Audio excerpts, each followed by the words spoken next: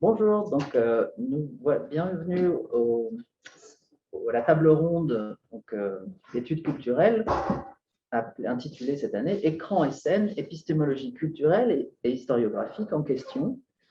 Tout d'abord, avant de commencer, je voudrais remercier bien sûr les organisateurs d'IDEA, le labo aussi, Lisa de l'Université Gustave Eiffel, qui participe à cette table ronde de plusieurs façons, à travers les chercheurs et un financement aussi. Et ensuite, je voudrais remercier bien sûr les intervenants de cette table ronde, donc quatre collègues, deux dans les études américaines plutôt du Sud et d'autres deux dans les études du Nord, et aussi des spécialistes de cinéma et de théâtre. Donc, plus particulièrement, donc Andrea Cabezas Vargas, qui est à ma droite et qui commencera la discussion, qui est maître de conférence à Angers et travaille au labo 3 Lames. Emeline Zhu, qui est donc en ligne, professeur de l'université à Toulouse-Jean Jaurès, au labo CAS, je crois que c'est comme ça que l'on dit, et Joaquim Manzi, qui est aussi en ligne, qui est maître de conférence à la Sorbonne Université et au labo clinique. Et enfin, last but not least, comme on aime dire en anglais, David Roche, qui est professeur d'université à l'université Paul Valéry, en études de cinéma à Montpellier, donc, et au labo RIRA 21. Je crois que c'est ça, c'est le nom du labo.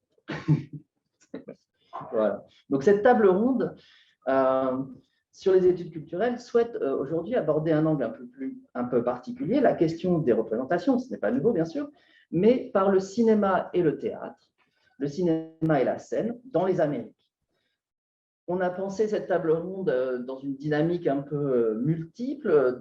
Chacun interviendra pour lancer des questions, pour proposer des pistes, mais aussi à travers une discussion qui pourrait se décliner en 3 axes, qui pourraient poser quelques questions. Les questions suivantes, dans un premier temps, nous pourrions soulever les enjeux de cadrage conceptuel. Qu'est-ce que le cinéma? Très simplement, qu'est-ce que le cinéma et la scène apportent aux études culturelles? Après tout, ces objets doivent-ils être inclus dans le champ des études culturelles? Il y a des tensions, des questions que les invités pourront relever. Et a-t-on affaire aussi à de nouveaux objets culturels? Vieille question, bien sûr, mais enfin depuis l'école des annales, mais plus exactement, les études culturelles transforment-elles les objets cinéma et l'objet théâtre? Et la relation est-elle hiérarchique, historique, codépendante? Comment cela s'articule, comment cela fonctionne? Voilà un premier temps qui pourrait être débattu par nos invités. Dans un deuxième temps, on pourrait aussi se concentrer sur les objets de recherche de chacun des invités. Peut-être que ça, ils le feront finalement dans leur présentation individuelle, où chacun pourra expliquer peut-être comment ils travaillent sur leurs objets et quels outils méthodologiques pluridisciplinaires prédominent selon eux et pour eux. Et aussi, peut-être pourraient-ils nous parler de la façon dont ils forgent de nouveaux concepts pour faire vivre et pour rendre ces approches dynamiques en recherche. Enfin, dans un troisième temps, vous pourriez aussi évoquer la réception de votre travail en tant que chercheur dans les contextes artistiques. Je sais que chacun d'entre vous peut avoir une expérience dans ce domaine, mais les contextes universitaires, bien sûr, et grand public. Finalement, comment les réflexions épistémologiques prennent corps dans votre recherche et se transforment encore ou aboutissent dans la réception pratique? Est-ce qu'il y a une transformation finalement des questions que vous posez à travers leur réception? Donc voilà, c'est quelques questions que je voulais poser. Je ne sais pas si Emmanuel souhaitait aussi dire un mot pour lancer la discussion. Alors, non, parce que je crois que voilà, tu as parfaitement résumé les enjeux de cette table. Je rajouterai juste 2 choses. Déjà, je te remercie d'avoir fait l'initiative de ce projet, que j'étais très heureux de me joindre. Et il y a peut-être aussi un autre aspect qu'on pourrait être amené à évoquer, hein, qui est celui des éventuels cloisonnements territoriaux. À quel point, quand on travaille sur l'Amérique latine, on est distant ou pas de ce qui se passe aux USA et inversement ou dans le monde anglo-saxon. Ou est-ce que justement les études culturelles permettent des rapprochements et des ponts entre ces aires? Peut-être que voilà, ce serait une question surplombante. Parfait, merci beaucoup. Donc peut-être on peut commencer à passer la parole à Andrea Gabezas Vargas, et qui nous a aussi fait la gentillesse de faire un petit PowerPoint. Donc nous allons partager dès à présent. J'espère que tout le monde le voit. Est-ce que ça semble être bon de notre côté? Bon, bonjour à tous et à toutes. Avant de commencer mon intervention, je souhaite tout d'abord remercier l'ensemble de l'équipe de l'IDA pour l'organisation de cette colloque. C'est vraiment une organisation monumentale, donc merci infiniment à ces petits mains qui sont derrière les caméras et qui ont pu faire possible ces colloques. Je tiens aussi à remercier chaleureusement Emmanuel Vincino et Xavier Limon de m'avoir invité à cette table ronde. Pour moi, c'est un honneur et un plaisir d'être avec vous aujourd'hui. Alors, pour ma part, je vais vous parler des études culturelles et du cas de l'Amérique centrale et un tout petit peu du cas du cinéma. Je dis un tout petit peu parce que j'ai juste 15 minutes, donc je vais essayer d'introduire cette première partie du cinéma. Alors, tout d'abord, il faut savoir que les études culturelles au niveau de l'Amérique centrale ou dans la région vont être développées particulièrement et grâce à la contribution des enseignants-chercheurs centra-américanistes et centra-américains qui travaillent aux États-Unis.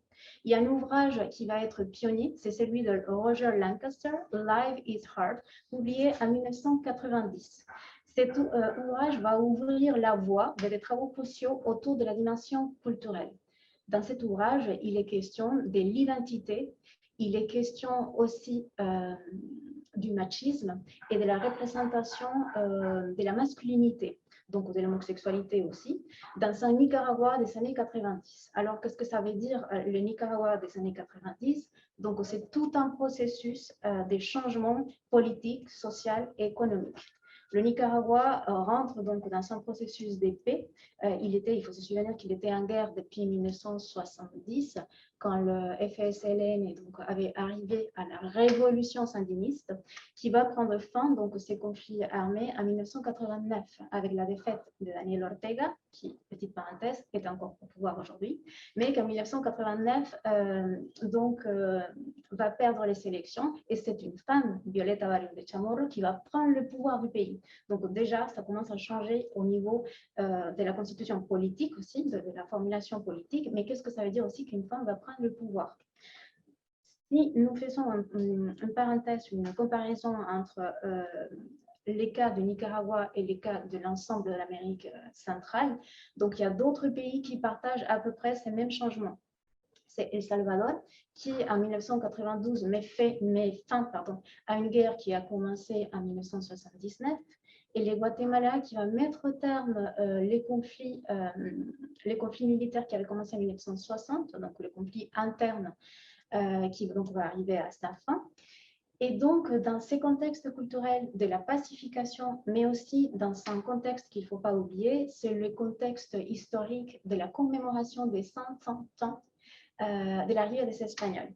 Donc, à ce moment-là, il y a tout un groupe d'indigènes qui vont faire une certaine révolution sociale et qui vont, dans l'ensemble, non seulement de l'Amérique centrale, mais aussi de l'ensemble de l'Amérique latine, avec le slogan « No tenemos nada que festejar ». Nous n'avons rien à fêter.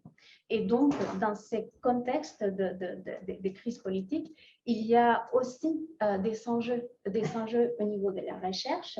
On va mettre en question certaines disciplines, comme par exemple l'histoire, mais aussi la littérature. Qu'est-ce que c'est l'histoire et la littérature traditionnelle? Quelles sont les œuvres qui vont être, les objets qui vont être étudiés? Donc, les œuvres les plus importantes, donc qui prennent en considération une partie de la société et non pas toute la société. Il y a aussi, va être une remise en question de qu'est-ce que c'est l'identité nationale au sens des groupes culturels. Donc, qu'est-ce que c'est l'identité culturelle aussi? Donc, dans cette remise des questions, des concepts, même des disciplines, donc les études culturelles vont prendre tout à fait sa place dans ces mouvements, dans ce processus de changement. Pardon. Alors, dans la configuration des études culturelles, comme je vous disais, donc c'est grâce aux chercheurs d'Amérique centrale et centra-américanistes des États-Unis qui vont s'appuyer sur les travaux théoriques de Martin Barbero, Nelly Ricard, Beatriz Sarlo et Nestor Garcia Campini, qui vont nous arriver donc en Amérique centrale deux courants. Bien sûr, il y en a d'autres, mais ça, c'est les deux les plus importants. Particulièrement, le premier s'est appuyé sur une vision latino-américaine propre, donc avec des théories proprement latino-américaines. Et puis l'autre, ça va être la question des subalternités. Mais ces deux courants vont partager, en fait, les rapports de pouvoir. Qu'est-ce que c'est le pouvoir? Qui détient le pouvoir? Et donc, les ordres culturels à travers le pouvoir. Grâce à ces recherches et à ces réflexions, donc les études culturelles ont permis donc de contribuer, de faire des apports à une nouvelle configuration au sens de la recherche, mais aussi au sens des différentes disciplines. Donc, on va voir quelques apports. Par exemple, la création de ISMO, qui est la revue des études littéraires et culturelles. On va voir aussi la création du Centre de recherche pluridisciplinaire CIRCA, Centre d'information et de référence sur les études d'Amérique centrale et la Caraïbe. Petite parenthèse, quelque chose de très intéressant au niveau des études culturelles, c'est que cette bibliothèque, ces centres comptent avec une bibliothèque spéciale sur les études culturelles, pour ceux qui s'intéressent donc sur les sujets. Y CICLA, el Centro de Investigación de Identidad y Culturas Latinoamericanas. On peut compter aussi parmi les apports la création des espaces culturels, comme par exemple le Festival Centroamérica Cuenta, qui a été créé par Sergio Ramírez, qui aujourd'hui, comme vous le savez, est exilé en raison de la crise politique qui vit le pays, mais donc ça c'était une petite parenthèse aussi. Donc il va créer ce Festival Centroamérica Cuenta qui en fait à la base est très littéraire, mais qui va proposer à l'heure actuelle un rapprochement avec la BD et avec le cinéma. Et ce qui est intéressant dans ces festivals, c'est que non seulement on peut avoir accès et échanger avec les artistes, mais il y a aussi toute une place pour les enseignants-chercheurs qui travaillent avec ces objets culturels. Donc, il y a un échange entre les publics, les artistes et aussi les milieux universitaires. Par exemple, l'année dernière, il y a tout un débat autour de la question de la Llorona, donc les cinéastes, et des échanges aussi avec les enseignants-chercheurs. On peut compter aussi parmi ces apports le Congrès d'études culturelles centra-américain qui depuis 2007 donc change chaque 2 ans des destinations des pays. Mais là, on peut voir par exemple la fragilité des études culturelles dans une région comme l'Amérique centrale. En 2019, en raison de coups d'État, le congrès qui devait avoir lieu a dû être déplacé et a été déplacé au Costa Rica. Donc là aussi, on peut s'interroger jusqu'à quel point on peut développer certaines études ou les études culturelles dans des contextes politiques très compliqués, comme ce fut le cas d'Honduras et le coup d'État contre Manuel Zelaya. Donc, la création ensuite des réseaux des études culturelles, comme RECA, la Red de Estudios Centroamericanos, ou les réseaux d'études centro-américaines. Et puis REDISCA, que c'est une extension aussi des RECA, mais qui nous intéresse à nous qui travaillons donc en Europe, puisque c'est un réseau d'études sur l'Amérique centrale, mais depuis l'Europe. Alors, cela me permet donc d'arriver aux études culturelles en cinéma. Il faut savoir que si déjà les études culturelles sont arrivées tardivement en Amérique centrale, ce qui concerne les études culturelles en cinéma sont arrivées encore plus tard, donc plus d'une décennie plus tard. Pourquoi? Donc, trois facteurs sont importants pour comprendre pourquoi les études en cinéma sont arrivées plus tard. Tout d'abord, l'état du développement du cinéma dans la région. Dans les années 90, les cinémas étaient presque inexistants. Certes, il y avait la plupart des films, c'était des films documentaires. Et même si dans les années 80, il y a eu un développement du cinéma grâce au conflit, grâce à l'intervention des cinéastes étrangers comme Fernando Vir, l'intervention d'Eli Caïque, l'intervention d'un ensemble de cinéastes étrangers qui sont venus pour développer le cinéma. Donc, après les premières années de guerre, donc la production cinématographique s'était stoppée. Et dans les années 90, on ne comptait presque pas des films, notamment des films de fiction. L'autre facteur, c'est l'état des travaux sur le cinéma en Amérique centrale. c'est jusqu'à 2005 avec la publication La pantalla rota, 100 años de cine en Centroamérica, de María Lourdes Cortés, qu'on va mettre en valeur, ou qu'on va parler de travaux cinématographiques en Amérique centrale. Donc María Lourdes Cortés va permettre une visibilité au cinéma d'Amérique centrale pour dire que le cinéma d'Amérique centrale existe. Et donc à partir de ces moments-là, même si ces travaux sont plutôt historiographiques, donc les chercheurs commencent à s'intéresser au sujet de cinéma. Et puis le troisième, qui pour moi c'est le plus important, c'est la création de Synergia en 2014 et l'intégration des pays d'Amérique centrale à Ibermedia. Ces deux programmes d'aide au développement économique vont permettre l'augmentation des films. Et on va passer, par exemple, pour vous donner juste une idée, on va passer, par exemple, de une production chaque 5 ans au Costa Rica à 5 productions dans 1 an. Donc, ce qui change beaucoup. Et puis, progressivement, ça va augmenter puisque les pays d'Amérique centrale commencent à intégrer Ibermedia à partir de 2006. Et forcément, quand il y a plus de films, il y a plus des objets culturels, donc il y a forcément plus de chercheurs qui vont s'intéresser au cinéma comme sujet d'étude. Et pour vous donner un petit panorama de quelles sont les approches qu'on fait à l'heure actuelle donc, dans les études culturelles et le cinéma, donc par le prisme du cinéma. Donc là, je vous donne quelques noms de références. Donc, par exemple, Claudia Ferman qui a travaillé la question de l'identité, Iliana Rodriguez, la question de la mémoire. Elle vient tout juste de publier un ouvrage consacré à la mémoire. Et ce qui est intéressant aussi, c'est que c'est la mémoire à travers les cinéastes femmes. Donc, c'est aussi mémoire, mais aussi la question de la reconstruction de la mémoire à travers les femmes.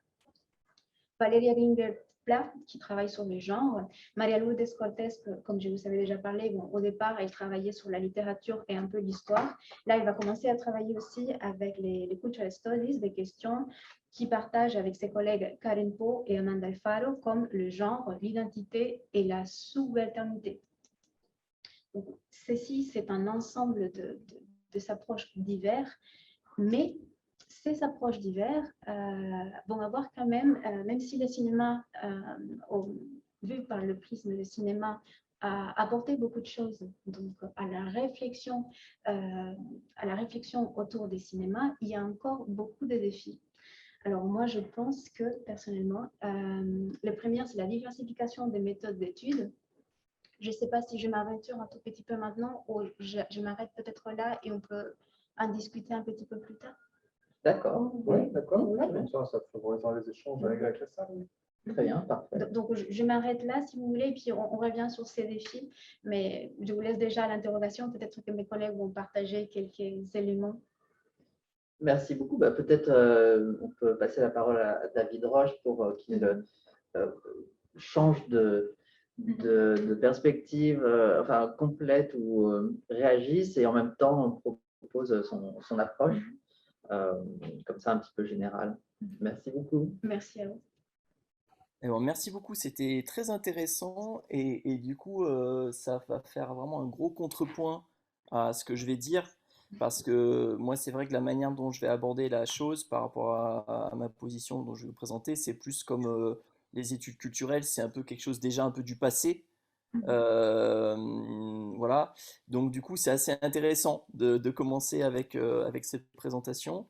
Euh, Juste pour vous dire aussi un peu peut-être la position qui est la mienne maintenant, qui a changé ces dernières années, parce que en fait, je travaillais avant dans la section 11, donc plutôt dans un milieu où je travaillais, bah, j'étais au CAS avec Emeline, donc on partageait, on va dire, ces cadres théoriques et ces méthodologies d'études culturelles pour travailler sur des objets différents. Et depuis, en fait, je suis en section 18, en études cinématographiques. Et du coup, ce que je vais vous dire aussi, c'est un peu une comparaison, on va dire, de la topographie ou de où on en est, on va dire, dans la relation cinéma-études culturelles en Amérique du Nord, où on en est en France, mais aussi où on en est en France selon si on est en section 11 ou section 18. Donc c'est un peu ça dont je vais parler. Je ne vais pas vraiment parler de ma recherche personnelle. Par contre, j'ai bien noté les questions posées par Xavier au départ et je vais m'amuser, en tout cas pour certaines, à faire des réponses très brèves, type oui, non. Donc Xavier, est-ce que ces disciplines doivent être intégrées dans les études culturelles? Donc ces disciplines, les études géographiques, Ma réponse, elle est non, pour la simple et bonne raison que moi, à titre personnel, je conçois les études culturelles plus comme une méthodologie, une approche, mais pas en tout cas comme un champ disciplinaire, en tout cas, voilà, comme peut l'être les littératures, le cinéma ou autre, hein, ou le théâtre. Mais bon, ça c'est mon avis. Et les études culturelles, par contre, transforment-elles nos approches et ainsi de suite? Là, je répondrai oui, effectivement. En tout cas, ça a été le cas pour moi. Et je pense que c'est aussi ça qui explique certaines des résistances qu'on peut rencontrer en section 18, par exemple, en France. Donc très rapidement, bon, moi j'avais organisé un peu par point, alors c'est pareil, je ne sais pas à quel point je vais parler longtemps ou pas, ou garder des choses pour plus tard. Je voulais commencer peut-être un peu par la cartographie en France, donc quand on travaille sur le cinéma et notamment sur le cinéma américain, et un peu de côté euh, binaire, c'est-à-dire qu'en section 11, comme on est très influencé depuis longtemps par les écrits venant d'Amérique du Nord et de Grande-Bretagne, et on se rappelle que les études culturelles, en fait, ça vient de Grande-Bretagne, en fait, dans un premier temps. On est en section 11, quand on travaille sur le cinéma, on a une domination hein, de l'approche études culturelles, hein, en fait, et très peu de place pour l'approche esthétique, l'approche économique, l'approche historique, et ainsi de suite. Donc ça reflète vraiment ce qui se passe en Amérique du Nord, où bah, les études culturelles effectivement dominent l'approche qu'on peut avoir au cinéma hein, et laissent très peu de place à d'autres approches. Quelque chose qu'on peut éventuellement regretter, dont on peut parler tout à l'heure. Et en section 18, ce qui est assez intéressant, c'est que, alors c'est pas pour les mêmes raisons que pour l'Amérique latine certainement, mais il y a aussi un côté où il y a un retard. Voilà. Donc en fait, paradoxalement, en section 18, les études culturelles, c'est plutôt nouveau. C'est plutôt nouveau et c'est perçu comme une forme de menace étrangère hein, venant justement du monde anglo-saxon qui va menacer un peu notre approche franco-française au cinéma parce qu'il ne faut pas oublier qu'effectivement pour le cinéma, bon ben voilà, la France a toujours été un peu en pole position en fait hein, et donc a pu en quelque sorte se reposer aussi sur ses travaux et donc il y a une espèce de conjonction entre voilà la menace étrangère d'une autre approche, mais en plus, du coup, la menace de se voir destitué un peu de sa position de French Studies et French Film Studies qui a pu être dominante jusqu'à en tout cas la fin des années 70, quoi. Voilà, incontestablement. Donc ça a donné lieu en section 18 vraiment à des querelles de chapelle très virulentes hein, qui en deviennent individualisées. Hein, donc on ne va pas vous donner les noms, mais vraiment c'est très personnel. Voilà, c'est très violent. Les études cinématographiques françaises sont très déstabilisées par l'idée centrale, je pense, des études culturelles, et qui est pour moi un apport que tout objet culturel, en fait, vaut la peine d'être étudié, y compris les mauvais objets, façon de parler. Voilà, et ça, évidemment, ça entre en contradiction avec la tradition autoriste, et aussi, on va dire, de manière générale, en section 18, avec toutes les approches héritées un peu de l'histoire de l'art, slash histoire des beaux-arts. Voilà. Donc il y a clairement en section 18, et quand même on le voit un peu en section 11 aussi, l'idée qu'une thèse sur Orson Welles, c'est quand même mieux qu'une thèse sur le cinéma de zombie ou le vaudou, voilà, comme on le pratique malheureusement à Toulouse.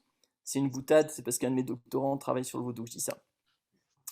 Alors ça, alors à contrario, pour moi, il y a un effet pervers quand même, pour moi-même qui est quand même pratiqué et soutenu les études culturelles par Saint-Égards et qui se trouve que c'est libérateur, bien sûr, l'idée qu'on peut travailler sur différents objets, que tous ces objets sont intéressants, même si c'est pas du grand art et ainsi de suite.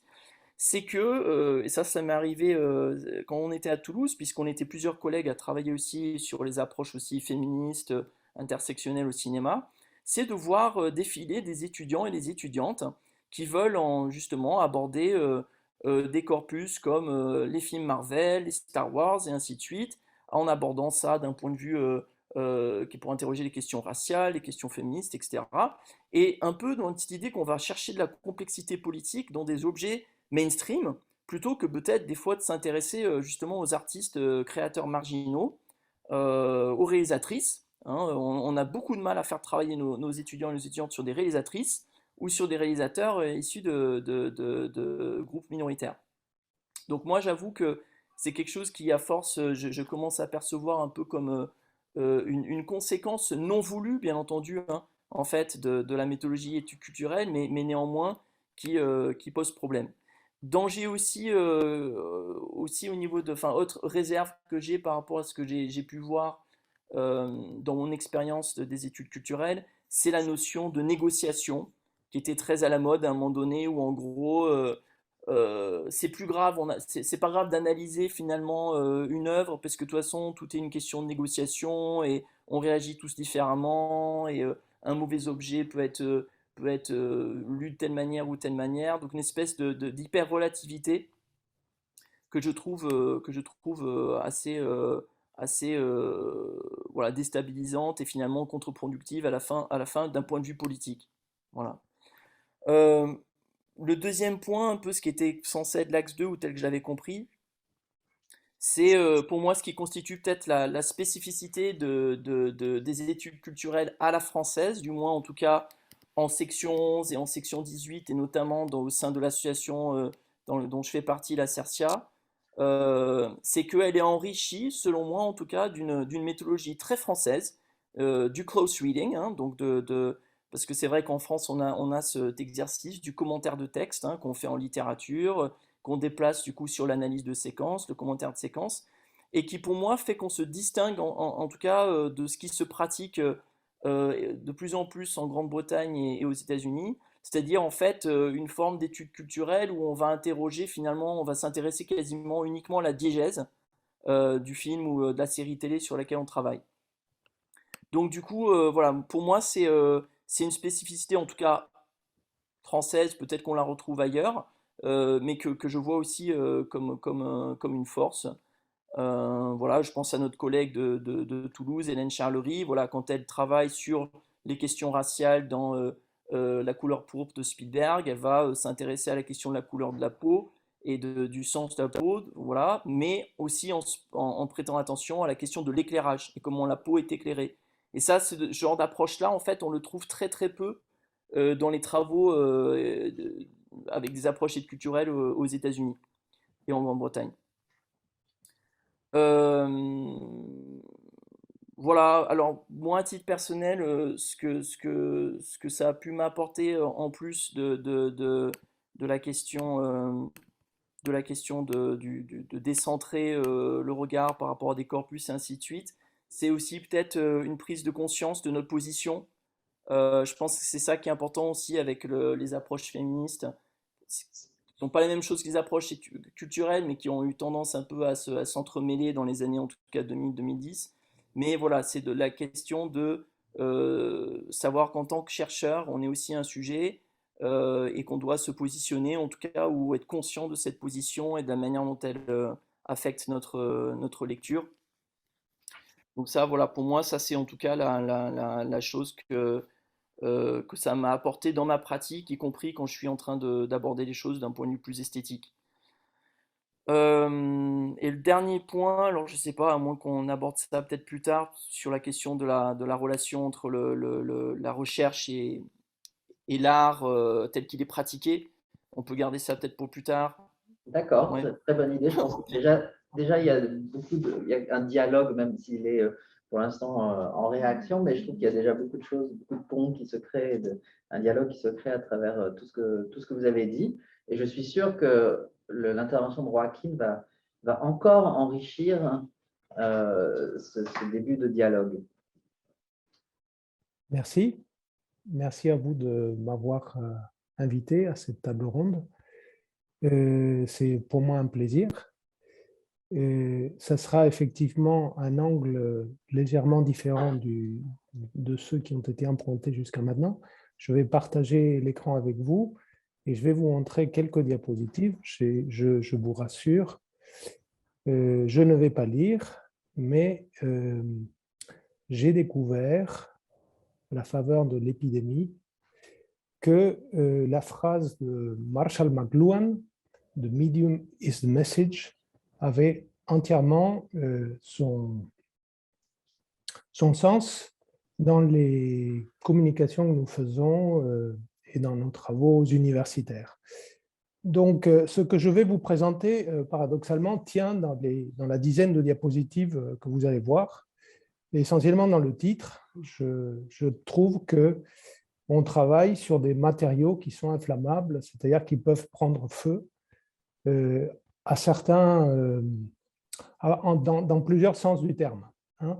D'abord, effectivement, nous travaillons pour certains sur des bobines qui sont faites en nitrate et qui, du fait du passage du temps et de la matière, se décomposent et peuvent prendre feu. Donc ici, vous voyez une image des rayonnages du Museo del Cine à Buenos Aires. Et pour mémoire, je vous rappelle qu'en 2008, à Buenos Aires, on a découvert des bobines de Metropolis. On a découvert concrètement une bobine qui durait 25 minutes, qui avait été considérée comme perdue. Et qu'à la suite de ça, en Allemagne, le film a pu être restauré, remonté, et que donc le chef-d'œuvre de Fritz Lang a acquis, grâce à une découverte complètement hasardeuse et gratuite, une vie complètement nouvelle. Donc vous voyez à gauche le film et à droite la bobine de la troisième, si vous voulez, copie qui était destinée par les Allemands au marché totalement secondaire, qui n'était donc ni en Allemagne, ni en Europe, ni non plus aux États-Unis. C'était le deuxième jeu de copie que les Allemands faisaient, mais pour le reste du monde, dont pour l'Argentine. Et donc, le 30 juillet 2021, une partie importante des archives de la Cinemateca Brasileira ont pris feu.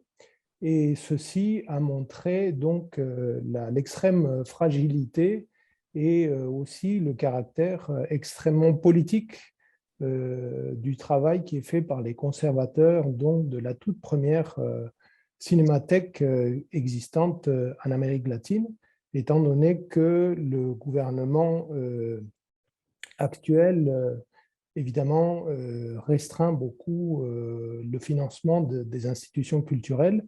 Et donc, par exemple, un des bâtiments fondamentaux du style modernista, ou Palazzo Capanema, va être mis en vente aux frais des institutions de conservation de films au Brésil.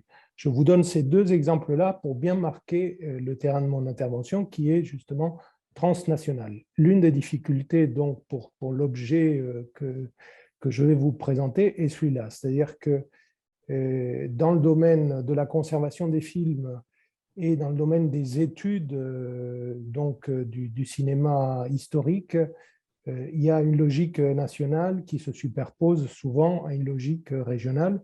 Il y a eu beaucoup d'échanges, et on va voir lesquels, mais ces échanges-là ne peuvent pas se substituer aux logiques nationales. Premier point. Deuxième point, c'est la disparité énorme qu'il y a non seulement entre les pays du cône sud, mais évidemment aussi entre les pays de ceux que l'on continue de nommer là-bas et encore culturellement nous-mêmes, le tiers-monde et le premier monde. Donc constamment, lorsqu'on travaille avec des gens de l'ère dont je viens, cette différence nous est rappelée. Vous, en France, vous avez la BNF, vous, en France, vous avez la Cinémathèque. Nous, à Buenos Aires, nous avons une cinémathèque depuis 1999, mais la cinémathèque n'existe pas. Et donc, ce type de contraste qui peut revêtir une forme politiquement conflictuelle, y compris quand nous partageons des sujets d'études proches, est à vif. Voilà. Donc, je tiens à le dire. Voilà. Donc, je vais essayer de me caler dans la question de notre table ronde, qui est effectivement l'histoire et les techniques. Et donc, en 1935, Walter Benjamin, donc en Allemagne, il était déjà réfugié évidemment en France, nous a rappelé que la technique a une place absolument centrale, non seulement dans l'histoire de l'art, mais aussi dans la compréhension et dans l'analyse.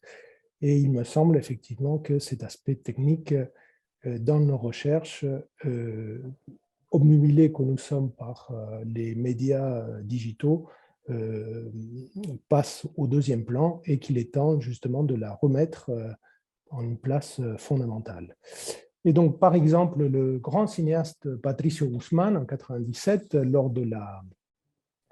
quelques années après le centenaire du cinéma, rappelait à juste titre que bien d'autres incendies, comme par exemple celui de la Filmoteca de Mexico, avaient eu lieu et que des cinéastes comme lui avaient perdu les négatifs de son premier film, de leur premier film. Et donc, le cinéaste Patricio Guzmán, qui vient d'avoir 80 ans, c'est un jeune réalisateur, c'est l'un des plus grands cinéastes documentalistes vivants, comme Weissman, par exemple, mais il est de cette taille-là, à ne pas en douter, nous rappelait à forte raison le caractère politique de la conservation des films et de l'importance que la conservation des films a dans notre perception du film, de l'histoire du cinéma. Nous continuons de penser que le cinéma commence à exister dans les années 50. Or, donc, il y a des questions de financement et des questions de conservation qui, très tôt, avaient été mis à l'honneur par Patricio Guzmán en 1997.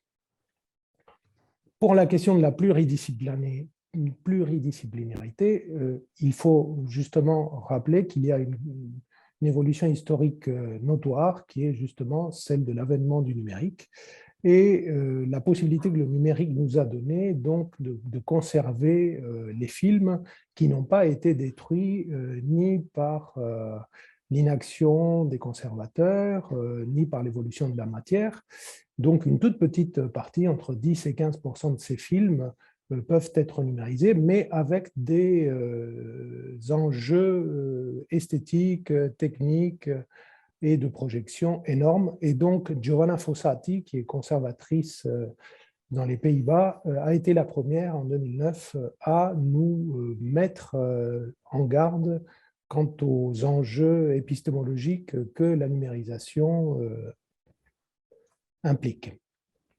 Dans le cas donc, du cône sud, dans cette diapositive, je rappelle donc qu'il y a des disparités énormes géographiquement parlant entre le Brésil, l'Uruguay, la Bolivie, le Chili, l'Argentine, en ce qui concerne donc les cinémathèques.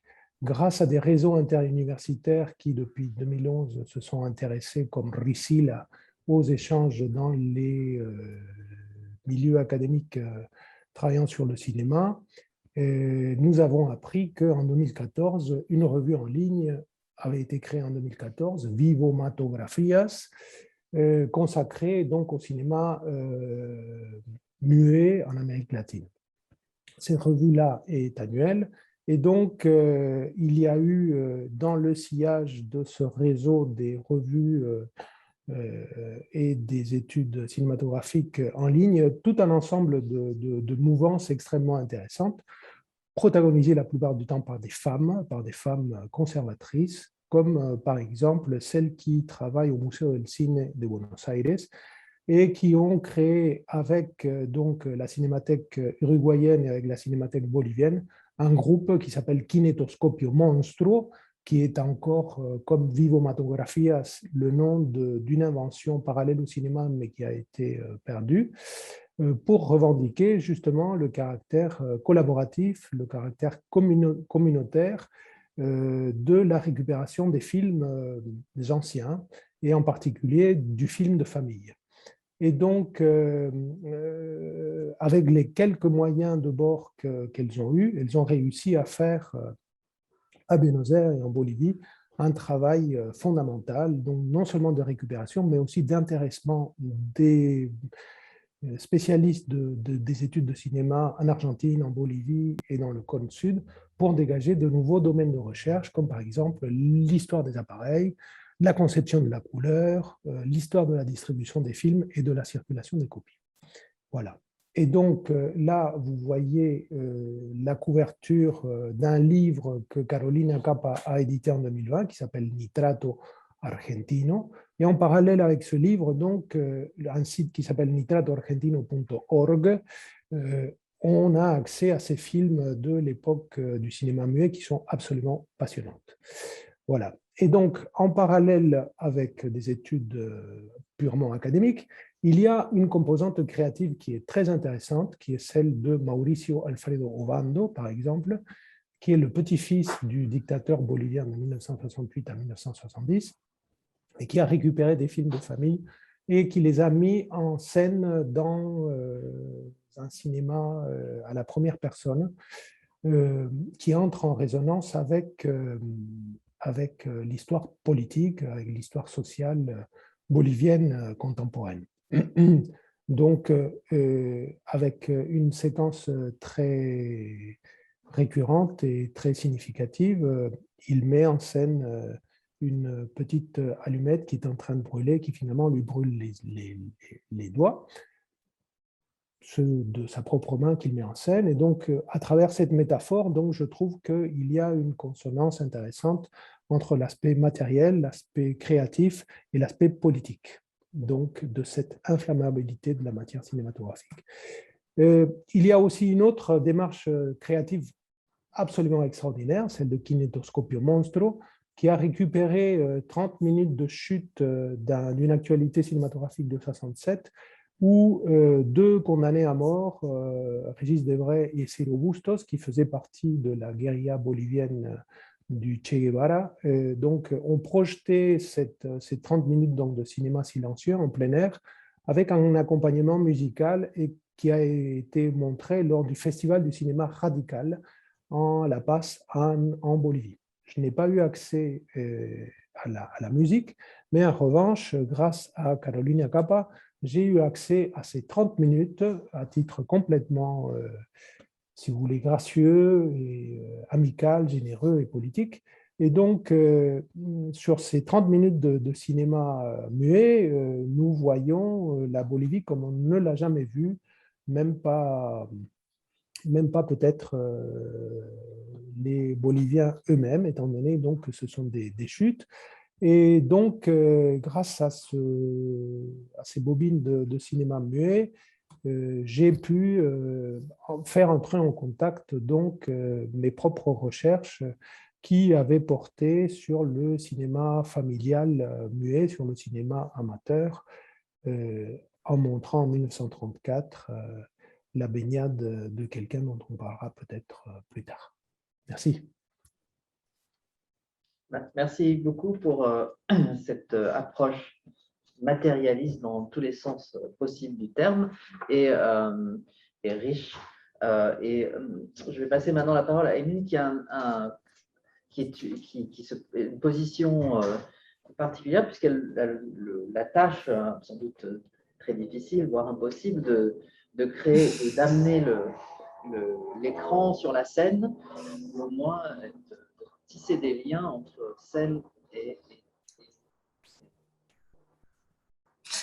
Merci beaucoup Xavier, merci aux organisateurs et merci aux intervenants et à l'intervenante. Alors mon intervention, je vais l'écourter parce que j'avais plus ou moins rédigé quelque chose un peu plus long. Je vais essayer d'être un peu plus brève au regard des interventions précédentes. Et mon intervention va évidemment avoir des liens avec les trois interventions précédentes. Alors, comme David, je voudrais revenir sur mon positionnement et très rapidement vous dire d'où je parle. Alors moi, comme David, je suis angliciste de formation. Je travaille en section 11, mais j'ai aussi été formée en section 18 lorsque j'étais en thèse et je suis actuellement qualifiée en section 11 et 18. Et on verra que je pense, comme l'a évoqué David, il y a différentes approches qui vont avoir un impact aussi, je pense, sur la façon dont on aborde nos objets. Ma formation, je l'ai faite en France, mais j'ai vécu également en Angleterre et j'ai fait une thèse en co-supervision avec les États-Unis.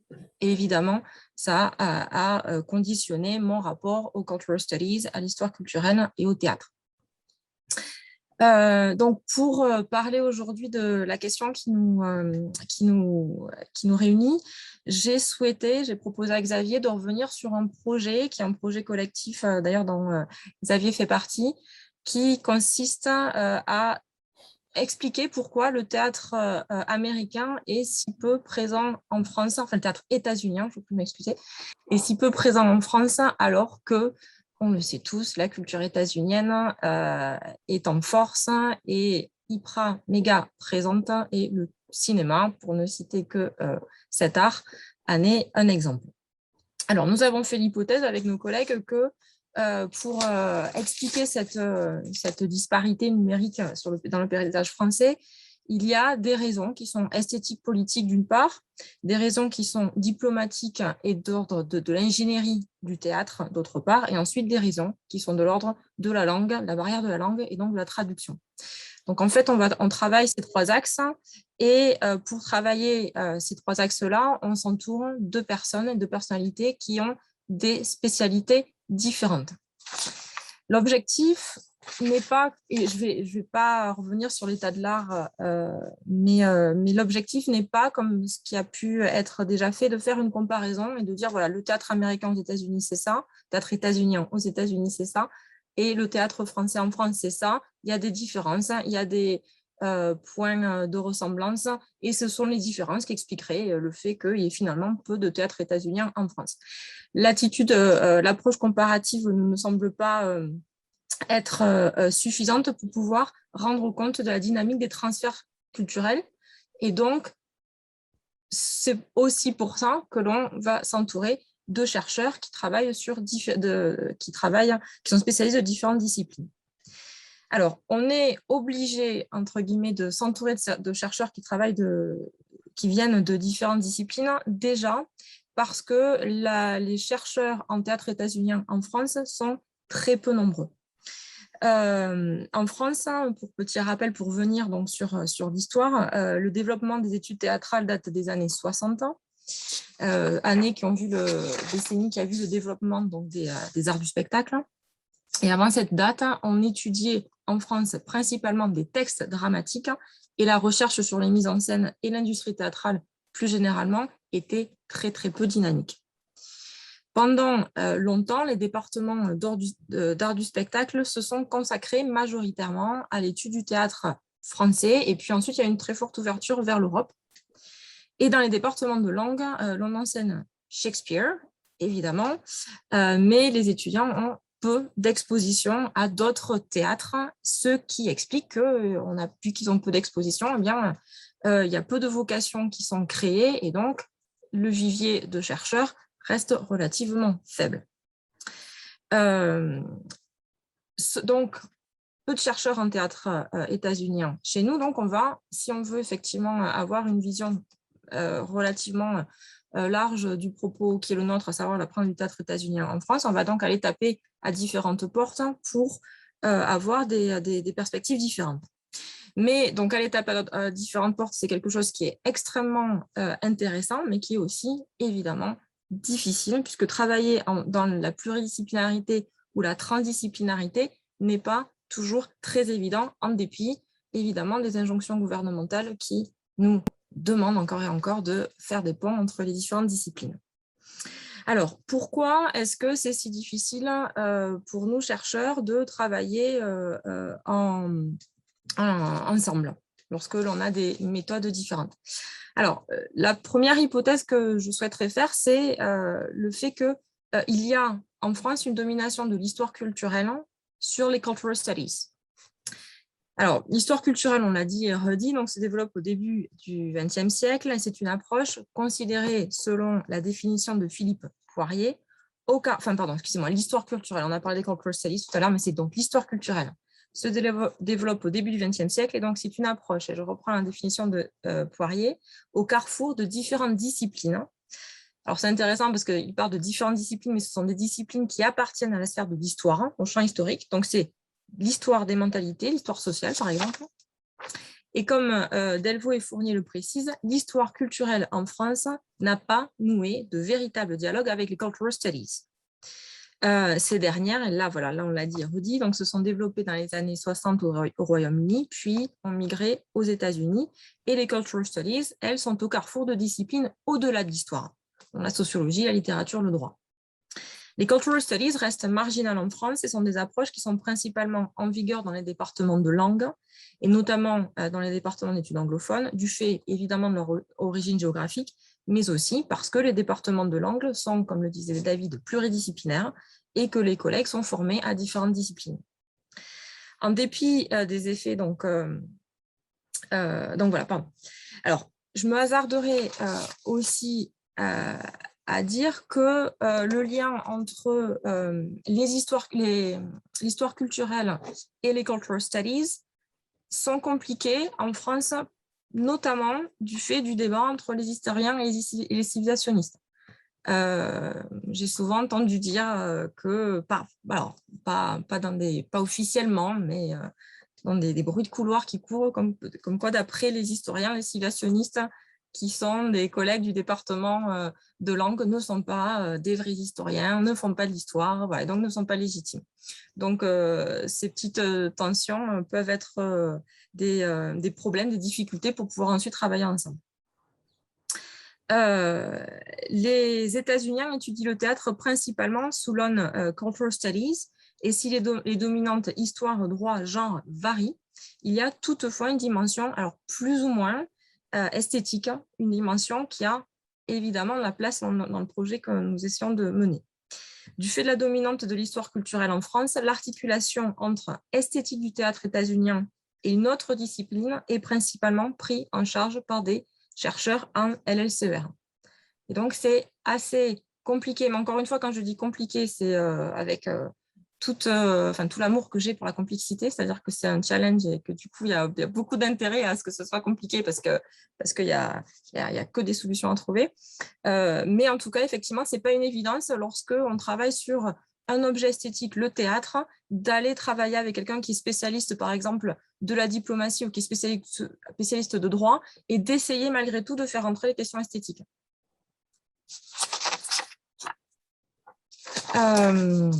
Donc voilà, donc c'était peut-être évoquer, revenir avec vous sur ce challenge qui est le décentrement disciplinaire, qui est lié à nos origines et à notre culture d'apprentissage et à la façon dont la France envisage la recherche, et notamment parce qu'il y a une dominance histoire culturelle sur les cultural studies. Alors, un autre point, j'espère que je ne suis pas très brouillon parce que du coup, je m'éloigne totalement de ce que j'avais écrit pour pour essayer de rebondir ou essayer d'être... donc, je m'en excuse si je suis un peu brouillon. Un autre point que je voulais aborder, qui peut-être fait un lien avec la dernière intervention, c'est la méthode que nous avons, qui est en lien avec vraiment la matière artistique. Et c'est une approche qu'on va mettre en place avec l'équipe avec laquelle je travaille sur le projet. C'est l'approche recherche-action. Donc, il y a une approche pluridisciplinaire qui va s'enrichir en plus de l'approche des universitaires de différentes disciplines, de l'approche des praticiens. Donc, c'est une approche qui est empirique. On va mettre en place des formes de temps de laboratoire où des chercheurs de différentes disciplines et des artistes vont réfléchir à une problématique donnée pour essayer d'éprouver certaines hypothèses et ensuite pouvoir établir des théories. Cette recherche-action qui n'est pas forcément directement liée, enfin on ne l'associe pas forcément directement aux cultural studies, pour moi c'est une approche qui est intéressante parce qu'elle va dans le sens des cultural studies, dans la mesure où en fait l'objet culturel devient non seulement un objet d'étude, mais un objet de pratique scientifique, en fait. Voilà, donc peut-être pour expliciter tout à l'heure un peu plus clairement. Un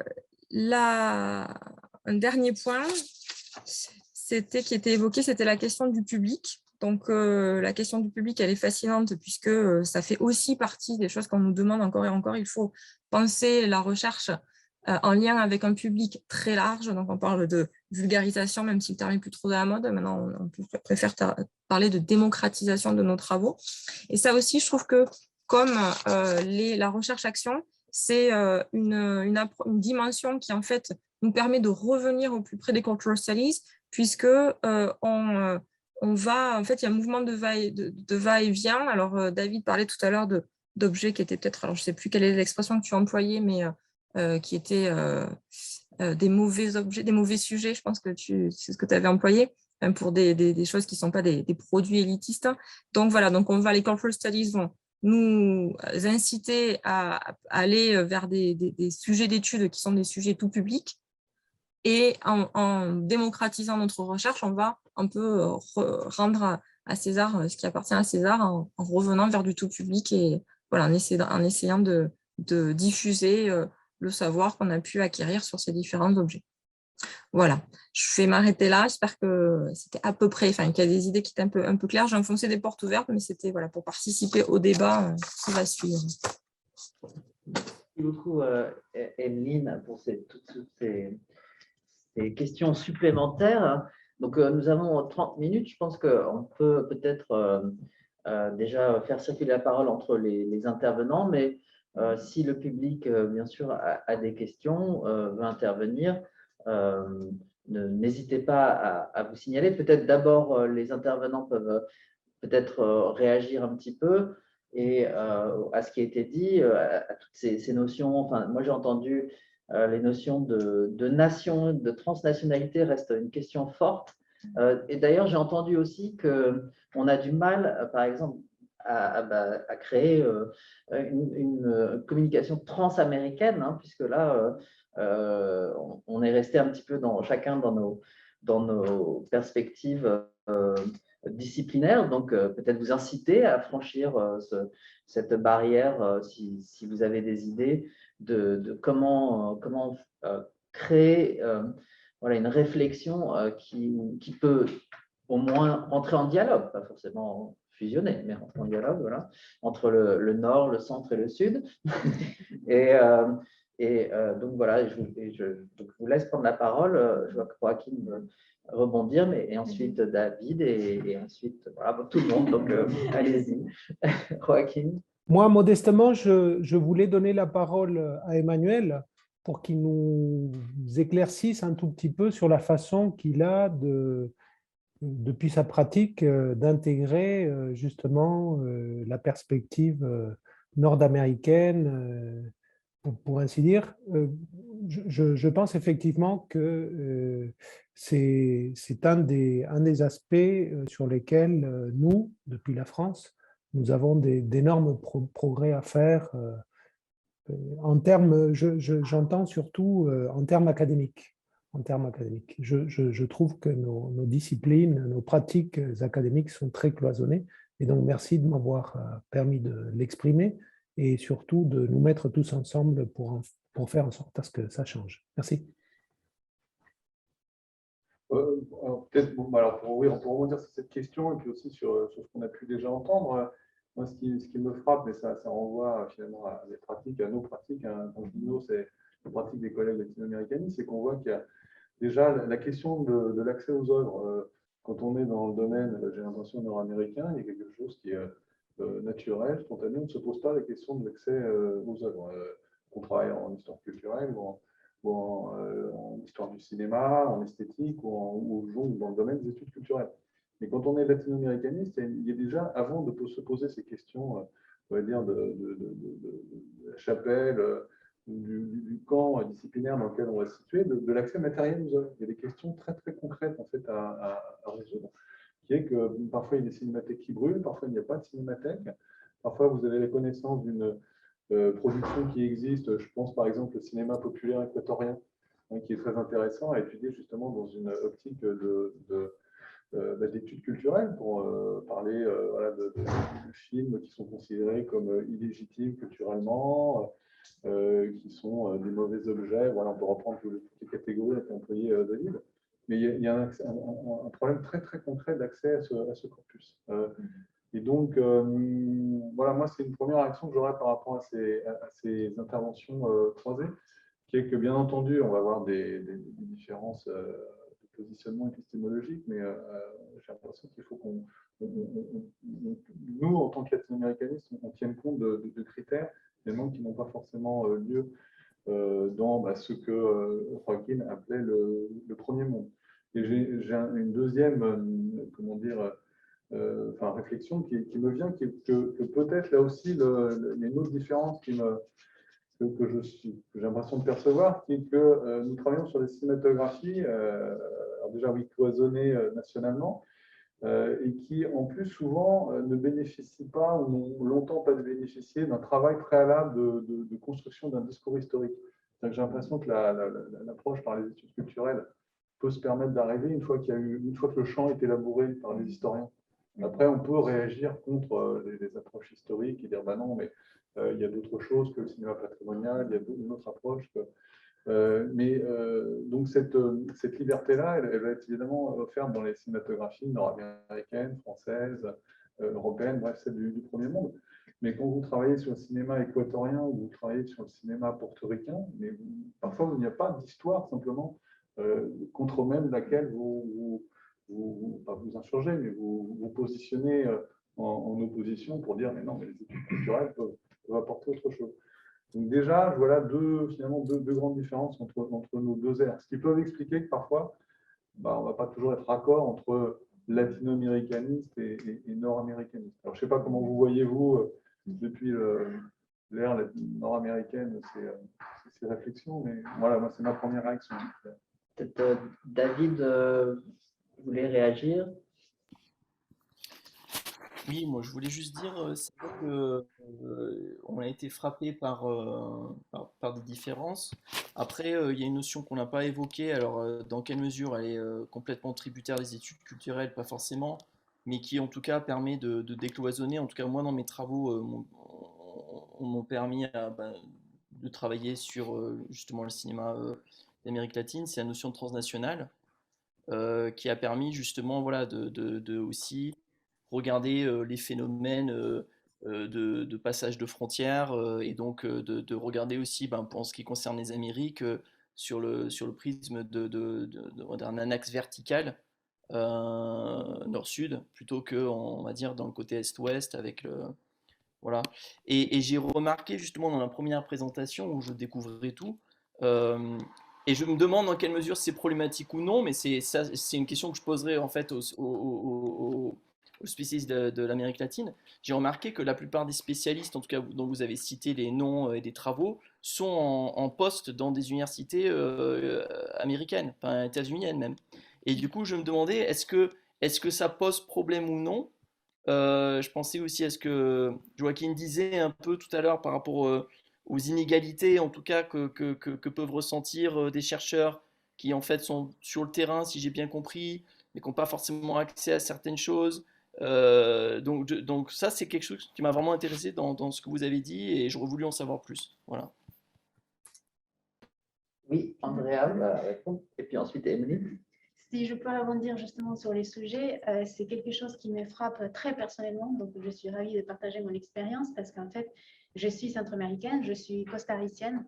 Et pour faire mes études en cinéma, j'ai dû partir à l'étranger. Pourquoi? Parce qu'il n'y a pas des études en cinéma. À l'heure actuelle, il y a juste 2 universités dans toute l'Amérique centrale qui proposent des études de cinéma, c'est au Guatemala et au Costa Rica. Mais ces écoles de cinéma ont apparu assez tardivement dans les années 2010, enfin après les années 2010. Donc, ce qui pose déjà un problème, si on veut travailler sur les cinémas, il faut partir. On ne peut pas rester donc en Amérique centrale.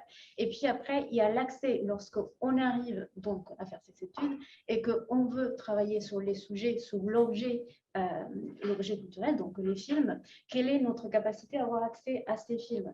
Comme évoqué Emmanuel, nous, on se confronte à 2 situations. D'une part, il n'y a pas d'instituts de cinéma, il n'y a pas une politique en fait de préservation des films. Lorsque j'ai fait mon étude de terrain, je suis partie dans tous les pays d'Amérique latine pour voir l'état du cinéma, c'était lamentable. Il y a eu un incendie à la Cinémathèque de Nicaragua, personne n'en parlait dans l'Amérique latine. Et qui a financé après les travaux? C'était la Chine. Et qui peut accéder, quand je suis allée en 2012 pour accéder à ces films, les portes m'ont été fermées. J'ai insisté, j'ai pas pu voir les films, pas tous les films, je suis allée voir les cinéastes donc pour leur demander à eux-mêmes d'avoir des copies. Et qu'est-ce qu'ils m'ont dit? Comme nous, on a fait des films pendant la période de la guerre, et l'FSLN a pris ces films et nous, on n'a plus le droit. En fait, les films sont restés là. Donc, on ne peut pas y avoir accès. Qu'est-ce que j'ai dû faire? Donc, partir à British Film Institute, parce que là, il y avait des copies.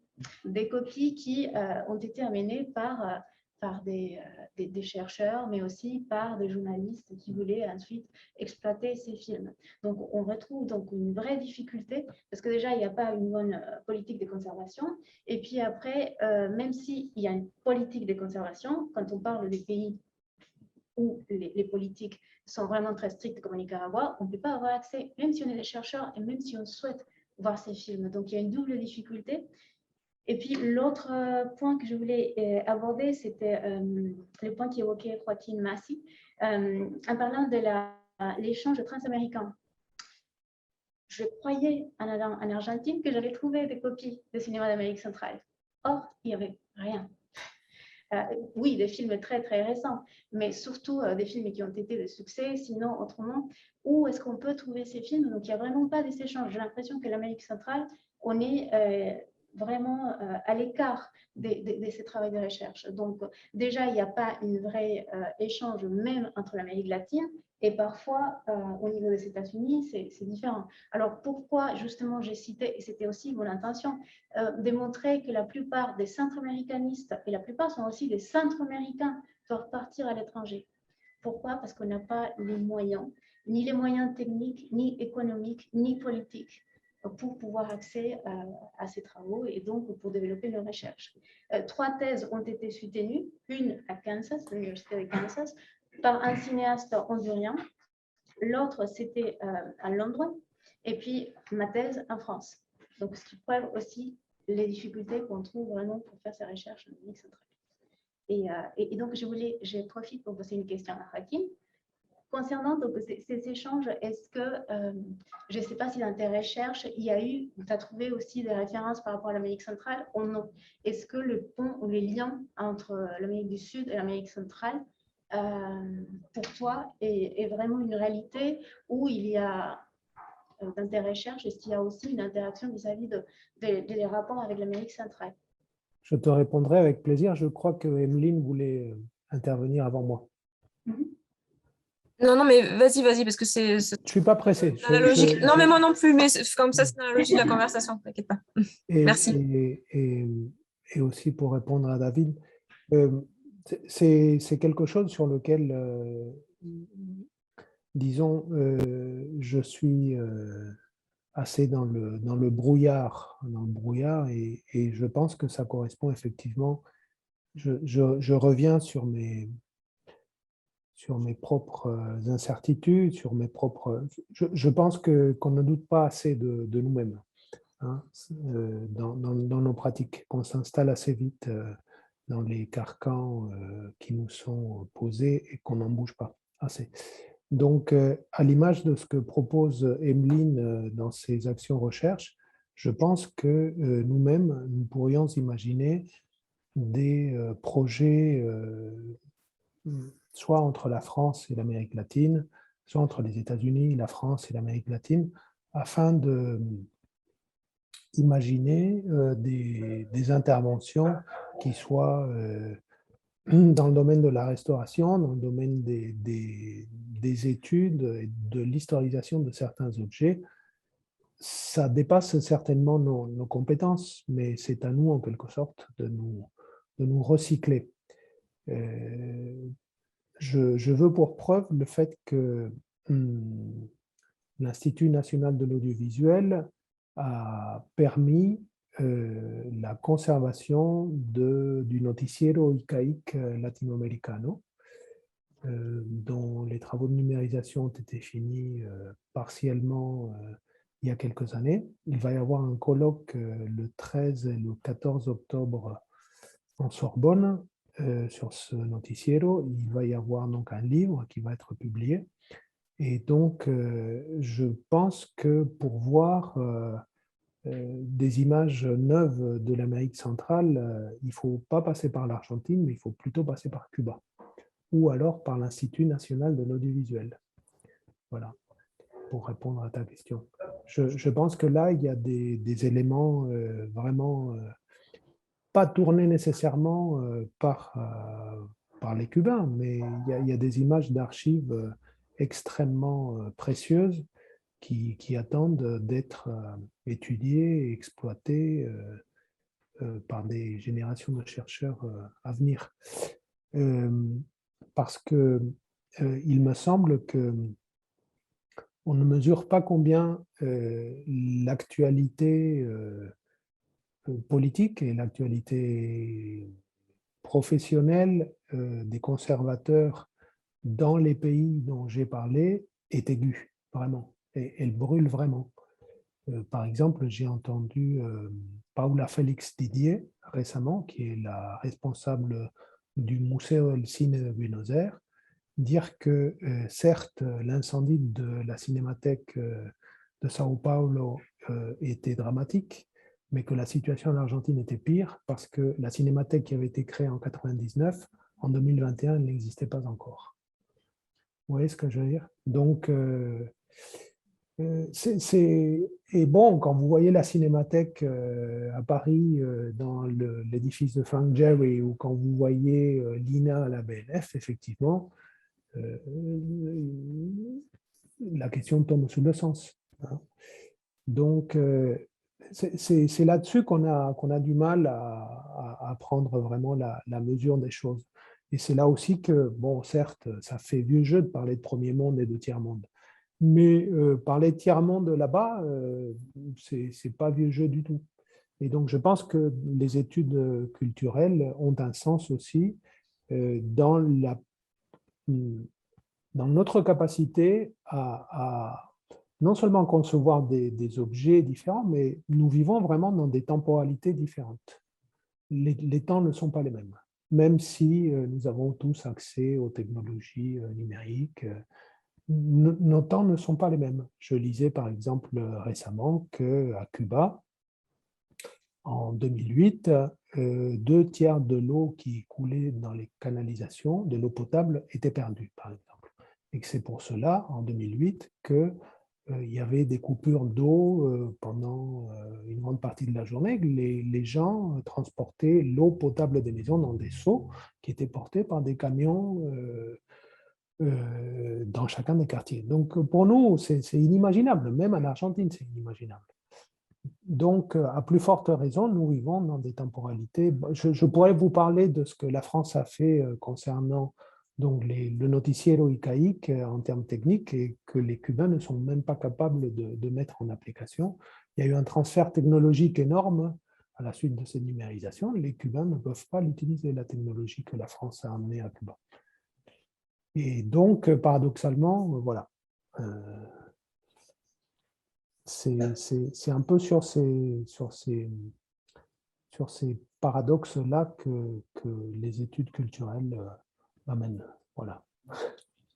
Peut-être pour rebondir sur ce que dit Joaquin, le fait que finalement on est dans des aires, on travaille tous sur des aires dans lesquelles les temporalités sont différentes.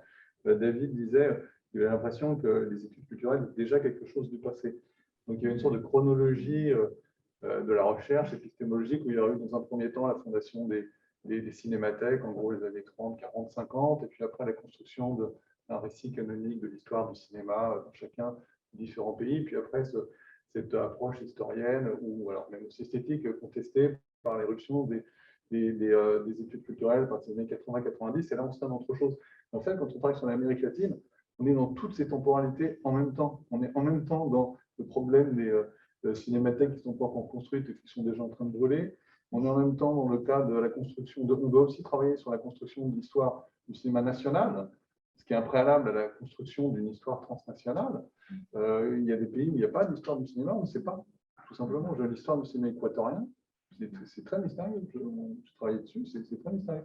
Et en même temps, on est déjà aussi sur des objets, on travaille aussi sur les questions d'études culturelles et on peut avoir des thèses, des travaux sur la pop culture, comme dit par d'étudiants qui veulent parler travailler sur Star Wars ou les films Marvel. Bon, on peut aussi travailler sur des sujets comme ça, par exemple la réception de cette pop culture dans des pays latino-américains et son absorption, le transfert culturel de cette culture-là. Voilà, on peut travailler là-dessus.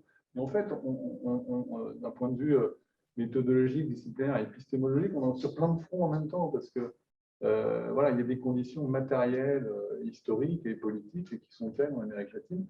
On ne peut pas être au diapason de ce qui se passe en Amérique du Nord ou en Europe. Tout à fait. Je pense que c'est d'ailleurs aussi la force des études culturelles de pouvoir travailler sur ces multiples temporalités. Mais je ne voulais pas prendre le tour d'Emeline Jouve qui va réagir. Ensuite, on pourra se tourner vers la salle s'il y a quelques questions.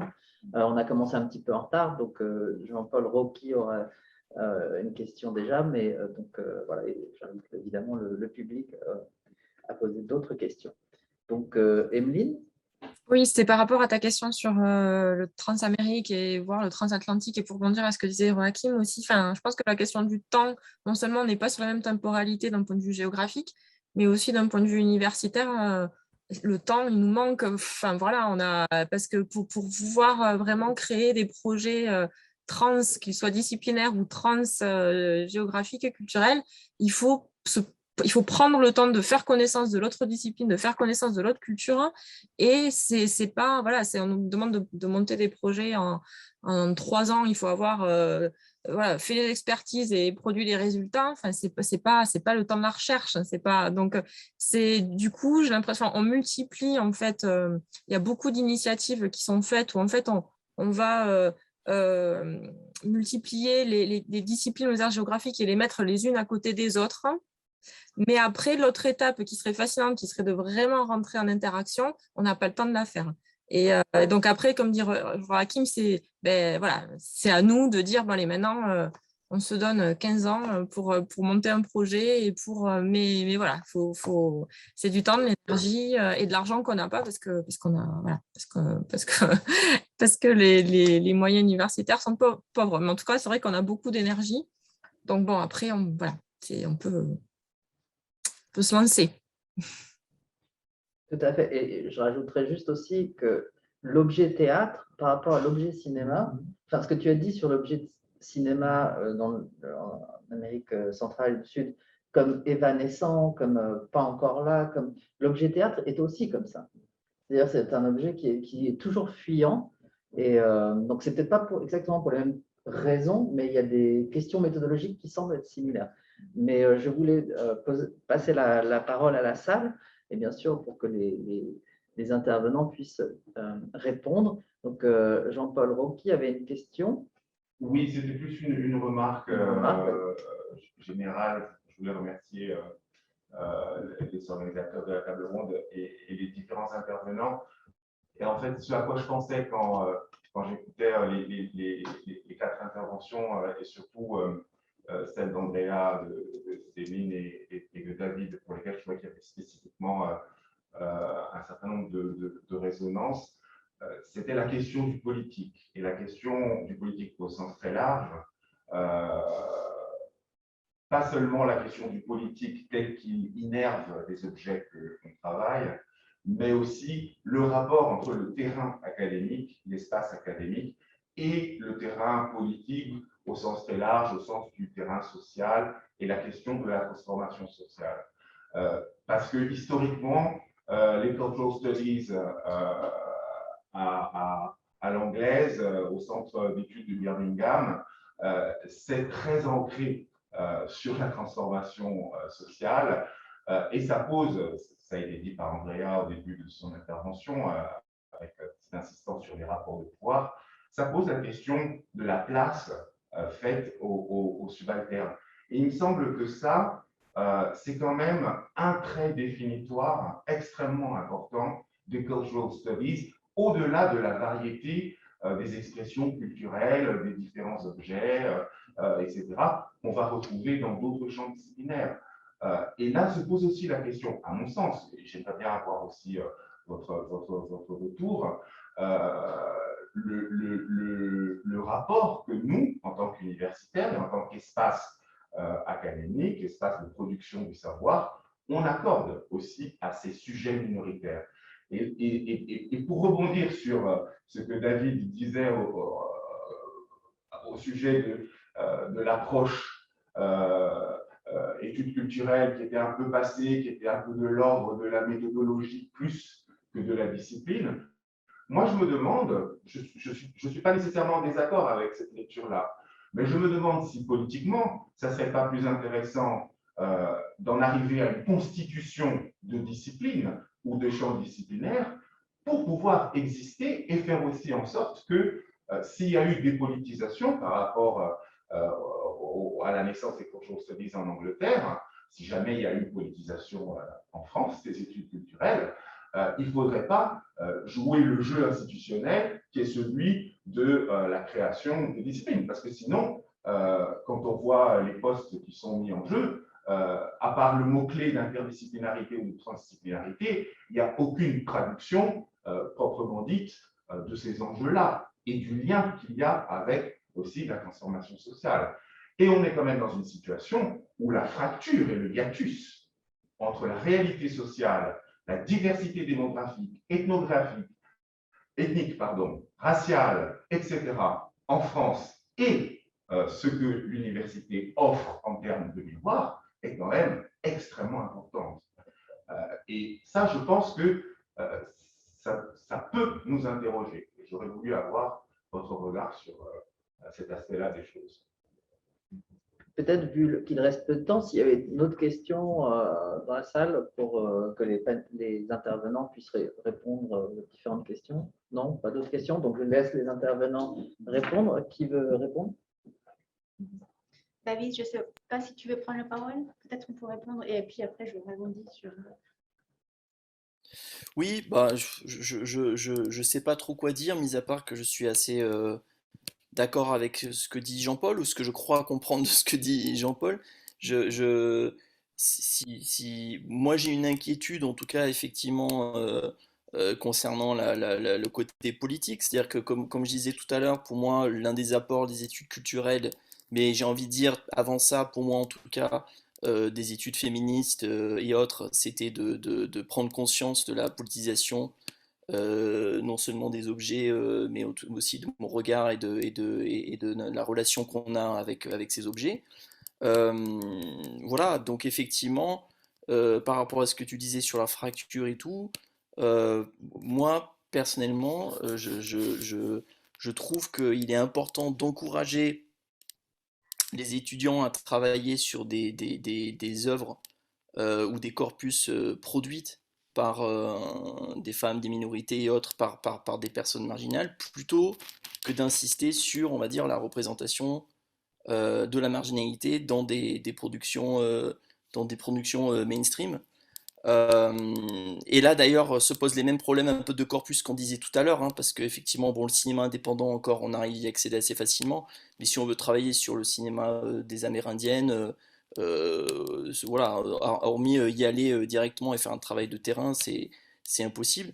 Donc moi en tout cas, je ne sais pas si c'est ça que tu avais en tête par rapport à la question de la dépolitisation paradoxale que cette mainstreamisation des études culturelles à laquelle peut donner lieu. Moi, l'autre inquiétude que j'ai dit tout à l'heure, et c'était un peu une question que je voulais poser pour les spécialistes de théâtre aussi, c'était par rapport à la question de le manque de prise en compte de la forme, en tout cas, et de l'esthétique dans la production, en tout cas, du moins d'une lecture politique dans une œuvre. Est-ce que c'est quelque chose que vous retrouvez vous aussi dans les travaux sur le théâtre que vous lisez à l'étranger, ou est-ce que c'est vraiment un phénomène très spécifique au cinéma, la télévision et la bande dessinée?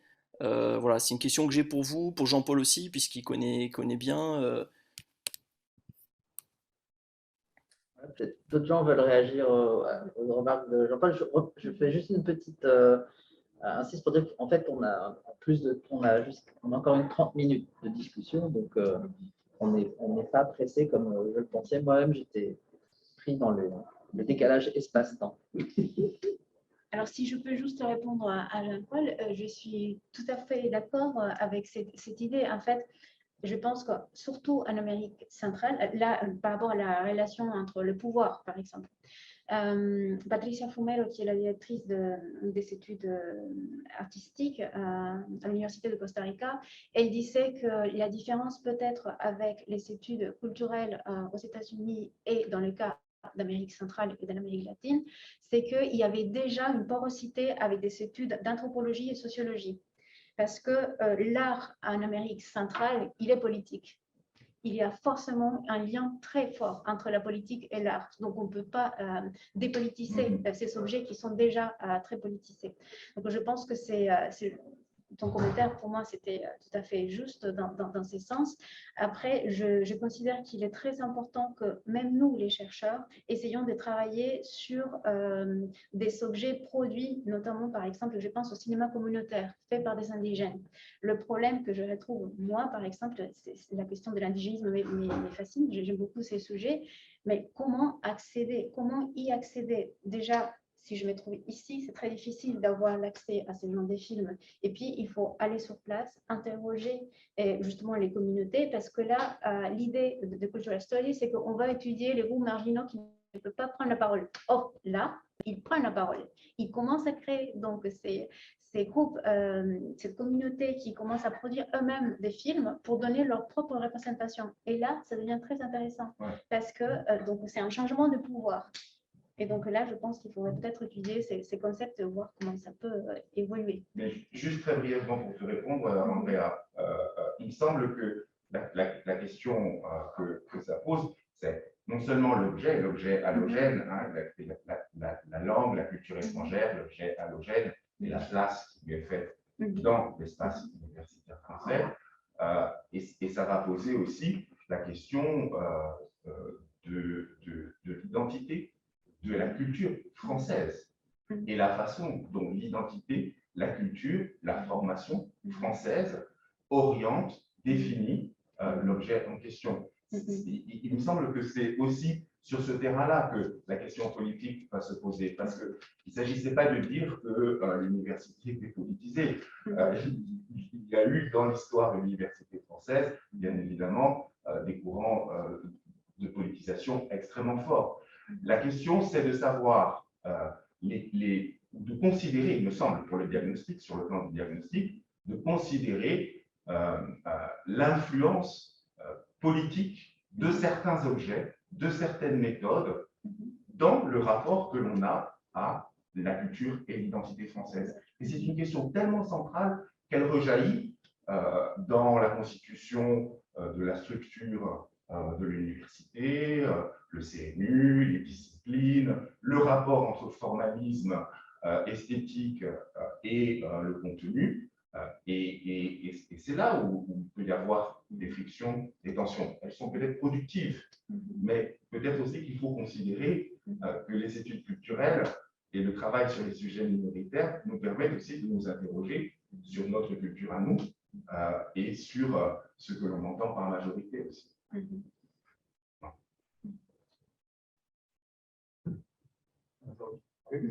Oui, pardon. Didier Aubert, je travaille plutôt sur la photographie. Alors, je vais réagir un petit peu à ce qui a été dit de manière un petit peu oblique. C'est un mot qui est revenu plusieurs fois dans la conversation, donc c'est un peu une question que je me posais pour agir à ce qu'a dit Joaquin sur la matérialité, pour réagir à ce que disait David aussi sur ses réactions devant certains étudiants, etc. Bon, il semble que le mot qui revient beaucoup, c'est représentation. Et moi, c'est ce mot-là sur lequel je voudrais vous interroger un petit peu. Je pense que, aussi bien chez les étudiants que parfois chez nous, dans notre pratique, je pense que l'intérêt pour les représentations devient une facilité.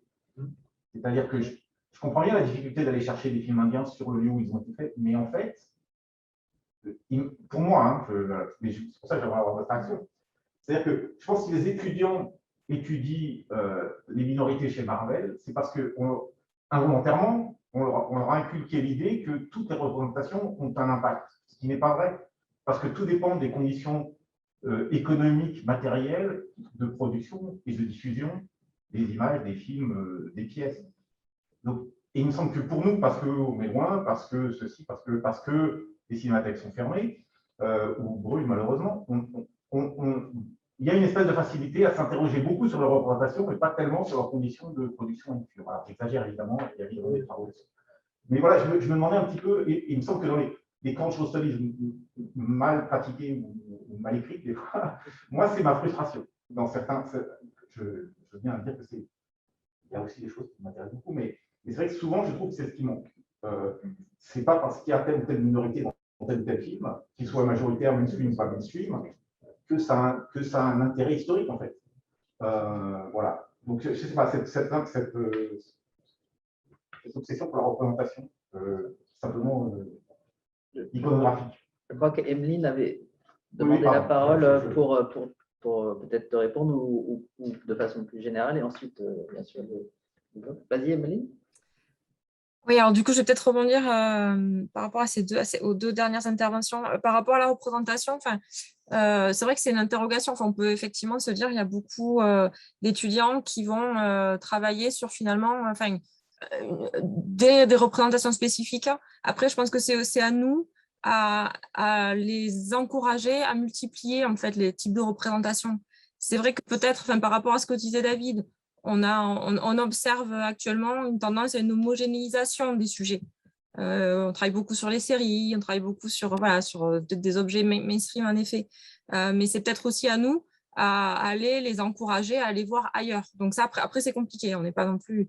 Mais je trouve que évidemment, tout sujet a son intérêt. Puis après, une représentation, que ce soit des choses qui paraissent simples, évidemment, c'est beaucoup plus complexe qu'au premier regard. Donc, après, c'est le travail du directeur d'essayer de démontrer la complexité avec l'étudiant.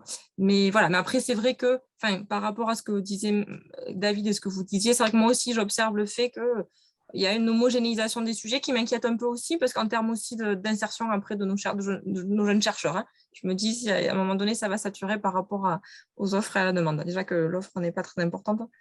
Et puis, par rapport à la politique, alors moi, c'est une question qui m'obsède un peu, je trouve, vraiment très évidemment importante et très délicate et je ne sais pas trop comment l'aborder. C'est assez compliqué et je trouve que c'est d'autant plus compliqué aujourd'hui et encore plus compliqué peut-être après. Alors, pour le coup, là, je suis très politique aujourd'hui, c'est pas, mais encore plus compliqué après les interventions de notre ministre qui fait certains amalgames par rapport à l'enseignement et puis au militantisme. Si amalgame il y a, je ne sais pas. Mais c'est vrai que j'ai l'impression qu'en tant que chercheur, on a un peu du mal aussi à se positionner d'un point de vue politique. Il faut presque s'excuser. Il y a quelque chose, il y a des évidences qui n'en sont pas. Et la place de la subjectivité, parce que c'est pas la subjectivité, c'est quelque chose qui est fondamental, qui est à l'origine de toutes les sciences et au-delà des sciences humaines. Hein. Einstein a bien démontré que tout était subjectivité. Et donc ça, c'est quelque chose je pense qu'il faut rappeler encore et encore, alors que c'est un fait, c'est un acquis, ça devrait être un acquis, mais on est toujours... c'est quelque chose sur lequel il faut insister par rapport à notre approche et par rapport à l'importance de nos disciplines. Et puis, en lien avec ta question, David, par rapport à l'esthétique, donc tu disais, ta question, c'était par rapport à la frustration d'avoir des analyses. Est-ce que tu peux reformuler ta question? Tu demandais si en théâtre, c'était pareil que... Non, c'était par rapport juste à des études, on va dire, d'influence, études culturelles, des analyses d'influence études culturelles qui traitent vraiment, on va dire, l'objet théâtre ou l'objet film, la pièce, comme quelque chose qui n'est qu'une diégèse et qui n'est pas spécifique à un médium donné, et donc ne prête pas attention à la forme et ainsi de suite. Parce que ça, c'est souvent le cas, en tout cas, sur ce qui se fait sur les films, les séries et la bande dessinée. Ouais. Alors, moi, j'ai peut-être, Xavier aussi pourra rebondir, moi j'ai l'impression que c'est peut-être quelque chose effectivement que la forme est un peu délaissée quand on lit les études, des articles ou des ouvrages par des États-Uniens, en fait, par des collègues états-uniens. Alors que nous, de par notre formation, on va vraiment mettre l'accent sur la forme. Mais peut-être parfois en négligeant un peu le fond, l'origine. Et je pense aussi que par rapport à l'analyse d'une esthétique et en lien avec la politique, il faut aussi savoir si on se place du point de vue de la réception, du point de vue de la création. Je pense que ça, c'est pas non plus, on n'aborde pas l'œuvre de la même façon, que ce soit politiquement ou esthétiquement. Voilà. Je vois que Joaquin voulait réagir. Poser une question à Andrea, je vais abaisser la main, par rapport à quelque chose qui a été dit dans la salle. Évidemment, en rapport avec ce que vient de dire Emeline, ça touche à ma propre, on va dire, situation dans ce que j'aime bien appeler l'Académie française, quoi, dans le sens de, comme disent les Américains, scholar, I'm a scholar. Voilà. Donc, qui est celle de l'étranger, quoi. Moi, je suis argentin, j'ai été nommé maître de conf argentin, je reste argentin, je suis français aussi. Et donc, ce que je perçois, c'est que puisque toi, Andrea, tu l'as mentionné quand tu as fait part de tes recherches en Amérique centrale, il me semble que en tant que donc étranger ou binational, je ne sais pas quelle est ta situation, peu importe, mais en tout cas en tant qu'universitaire qui travaille en France, il me semble que nous ne travaillons pas notre propre spécificité en tant que donc, chercheur américaniste, nord ou sud-américaniste, peu importe, justement comme le disait David. Je vais vous donner un exemple, vous allez voir. Moi, je pensais qu'à Cuba, avoir accès à des documents comme celui que je vais vous montrer était complètement impossible. Voilà. Donc, je vous montre une affiche de 68, celle de gauche, et l'affiche sous mode de débauche, et l'autre, c'est l'affiche définitive. Catholique, vous êtes catholique, et hasta la victoria siempre.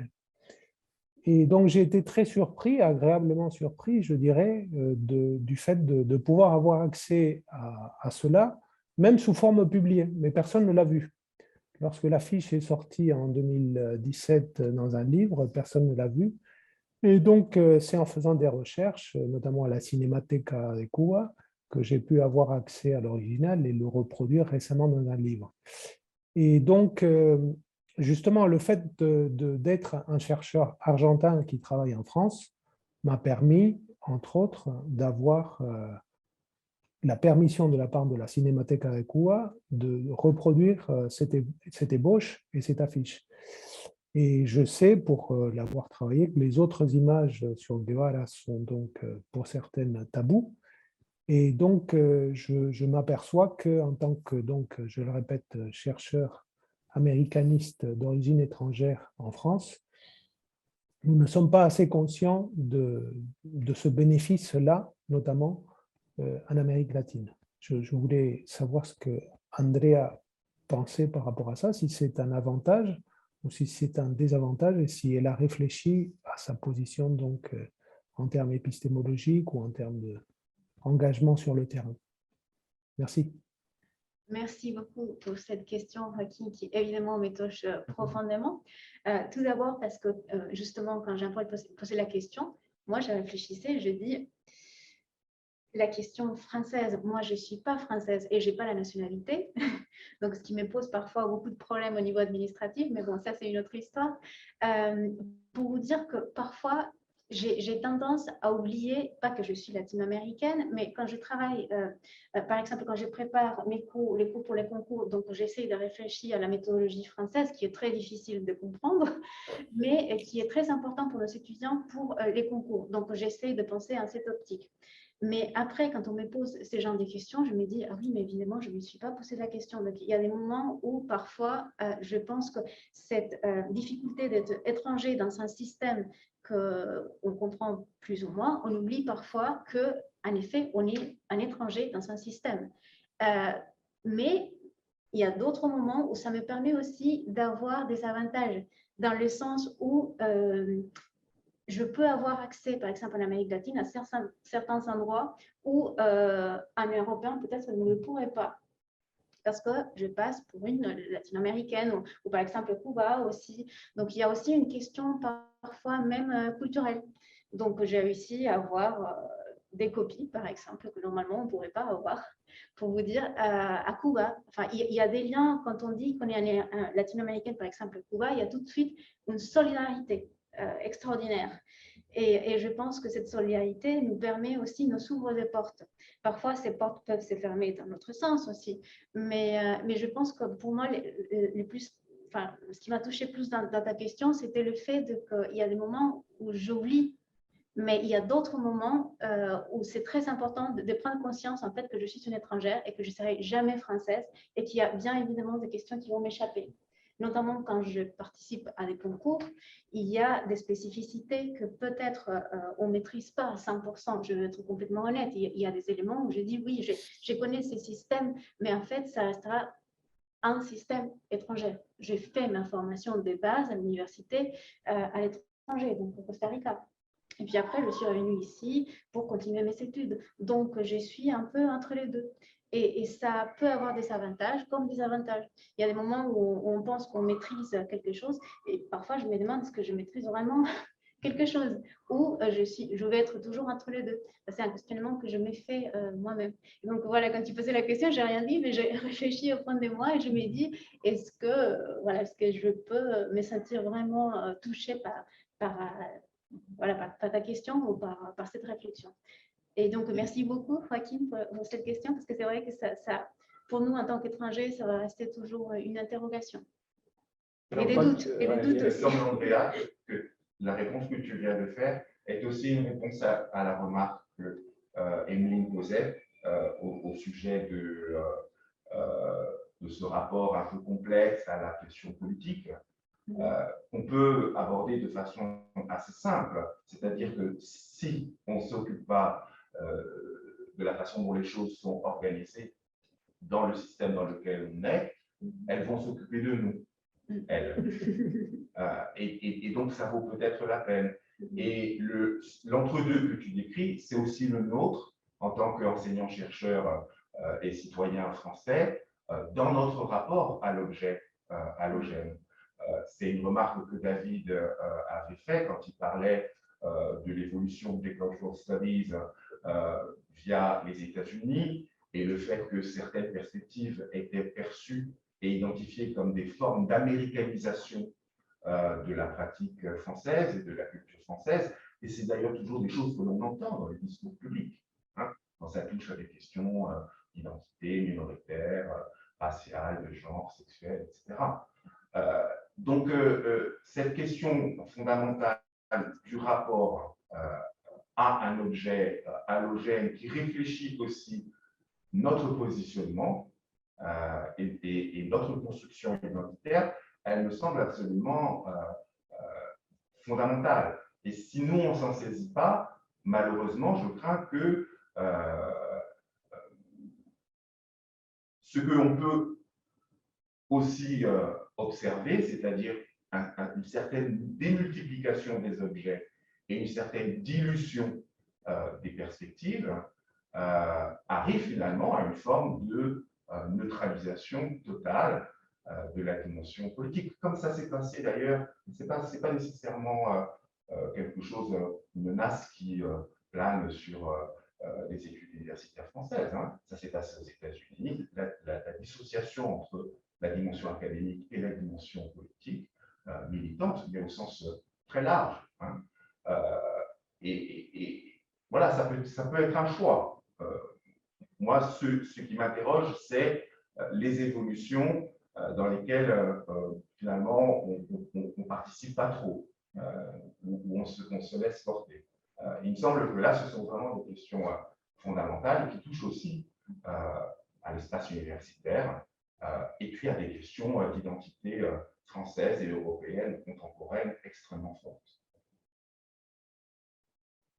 Merci Jean-Paul. D'autres réactions? Joaquin? Ah, on ne t'entend pas. Pour faire une dernière intervention, et pardonnez-moi si je suis trop bavard, mais ça va être bref. Moi, avec David, et avec Andrea, j'aime bien revendiquer même sotto voce, sans trop le mettre en avant, ce que je considère comme un apport fondamental de l'approche française des études filmiques, qui est évidemment celle du close reading, comme tu disais en anglais, c'est-à-dire l'analyse de séquences, mais aussi celle de la matérialité et des appareils et de l'histoire des films. Et c'est quelque chose que j'ai appris ici en France, au contact avec des collègues comme vous, et surtout sur la base, oui, d'une remise en question personnelle. Et donc, c'est aussi pour ça que la proposition d'Emeline des actions recherche, ou de la recherche-action, me semble vraiment une idée à explorer dans toute sa diversité, dans toute sa variété. Je pense que nous avons à nous reconvertir, et que c'est peut-être en travaillant avec d'autres sujets de création, que l'université peut-être pourra aussi avoir une autre dimension politique, pourquoi pas. Voilà, merci à vous. Merci. D'autres réactions? Peut-être tu veux poser quelques questions en conclusion? Non, ou peut-être relier certaines des remarques qui ont été faites. Je pense à la remarque, aux séries d'observations faites par Jean-Paul ou par notre collègue qui posait la question d'un peu de la répétition des sujets. Il y a aussi ce risque-là, peut-être, dans nos disciplines. Je vois que dans le domaine latino-américaniste, on travaille beaucoup sur les objets subalternes, sur les groupes subalternes. Il y a énormément d'études, mais après aussi de journées d'études, et donc de mémoires et de tests qui sont faits sur les indigènes au cinéma, le cinéma des indigènes, les questions des luttes politiques. Le cinéma latino-américain a été extraordinairement politisé et continue à l'être d'une manière différente, mais dans les années 60-70, c'était une très grande radicalité. Donc ça, c'est un courant de recherche qui est très fertile. Et c'est vrai qu'on se rend compte qu'au bout d'un moment, les étudiants viennent beaucoup avec finalement des sujets de mémoire ou même après de thèse sur justement les indigènes, les femmes, les indigènes, les femmes, les indigènes. Et cette répétition finit aussi par faire courir le risque de l'épuisement politique. C'est la mécanisation et la répétition de l'interrogation qui devient aussi qui finit par avoir peut-être le risque, présenter un risque de stérilisation. Voilà. Mais ça, Emmanuel, c'est un risque que tu vas trouver avec d'autres objets bien plus classiques. Bien sûr, oui. Quand tu regardes les sujets de thèse pour ce qui concerne en littérature américaine ou en études américaines, au moment où moi j'ai fait la mienne, c'était les mêmes qui revenaient. Oui. Donc là, ça pose la question de la politique doctorale et de la façon dont la politique doctorale porte le rapport qui a été souligné par plusieurs intervenants, c'est-à-dire la question du rapport entre les disciplines et la façon dont on crée aussi des conditions pour que de nouvelles questions puissent émerger. Donc ça, il me semble que c'est vraiment quelque chose qui est constant, sachant que le risque de stérilisation, il est toujours là. Mais c'est une remarque qu'on peut faire sur le close reading dont parlait Joachim aussi. Aux États-Unis, le close reading, il a été très en vogue à un moment donné, avant d'être abandonné, et c'était une forme de lecture qui dépolitisait les enjeux communautaires. Donc, le souci de recherche d'équilibre dont parlait Emmeline en étant assez prudente par rapport à la question politique, il me semble que c'est aussi une bonne attitude et une bonne question.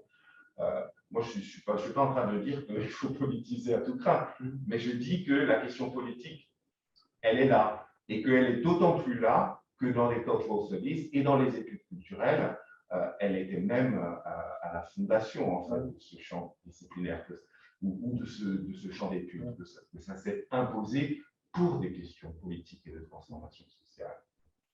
Mais peut-être qu'en fait, le risque pour les études culturelles, mais qui se pose, comme je dis, après pour d'autres approches disciplinaires, c'est celui de l'esprit de système, à partir de l'esprit de système. À un moment voilà, où on tombe dans une forme de routine méthodologique, épistémologique, où on pense que voilà, tout est carré, tout est balayé, et tout est stable. À partir de ce moment-là, ben, les études culturelles ne jouent plus leur rôle. Mais il faut peut-être les amener à se décentrer un peu, à se tourner vers des objets qui sont proches, mais tout en étant quand même différents. Alors, je pense notamment, mais il y a un sujet qui m'intéresse de plus en plus en ce moment, c'est les jeux vidéo, par exemple, qui est total, enfin, je ne veux pas dire totalement, mais qui est assez largement encore ignoré par l'université, pour les mêmes raisons pour lesquelles on ignorait avant le cinéma. C'est donc un divertissement pour crétins, ça n'a aucun intérêt d'un point de vue artistique, ça ne peut pas être patrimonialisé, et ainsi de suite. Donc peut-être qu'en déplaçant notre regard vers des objets qui finalement ont les mêmes caractéristiques fondamentales que celles qui nous intéressaient dans les années 70-80, peut-être on peut arriver à faire que les études culturelles jouent toujours leur rôle fertilisant en maintenant tout ce qu'elles peuvent apporter, et qu'on peut peut-être éviter ce risque de fossilisation. Je sais pas, c'est une question que je me pose. Je suis assez d'accord. Si les mêmes conditions président à l'évolution des autres disciplines. Parce que le problème, en tout cas pour ce qui est du système en France, universitaire, c'est que la création d'un champ disciplinaire ou d'une discipline conditionne aussi l'évolution des autres disciplines au sein de la structure du CNU. Et après, ça ruisselle, c'est la théorie du ruissellement appliquée à l'université. Et la question qui, je pense, est vraiment fondamentale, c'est de savoir si on reste un champ pour fertiliser d'autres disciplines, une perspective, une méthodologie, ou est-ce que pour exister, on se constitue en discipline si on en a les moyens. Parce qu'à côté de ça, il y a la politique des postes, la politique des recrutements, les sujets de thèse, etc., etc. Et si nos étudiants et nos thésards n'ont pas de poste, avec des profils d'études culturelles, d'interdisciplinarité, de sujets minoritaires, etc., qu'est-ce qui se passe? David voulait réagir peut-être, et Emeline aussi après.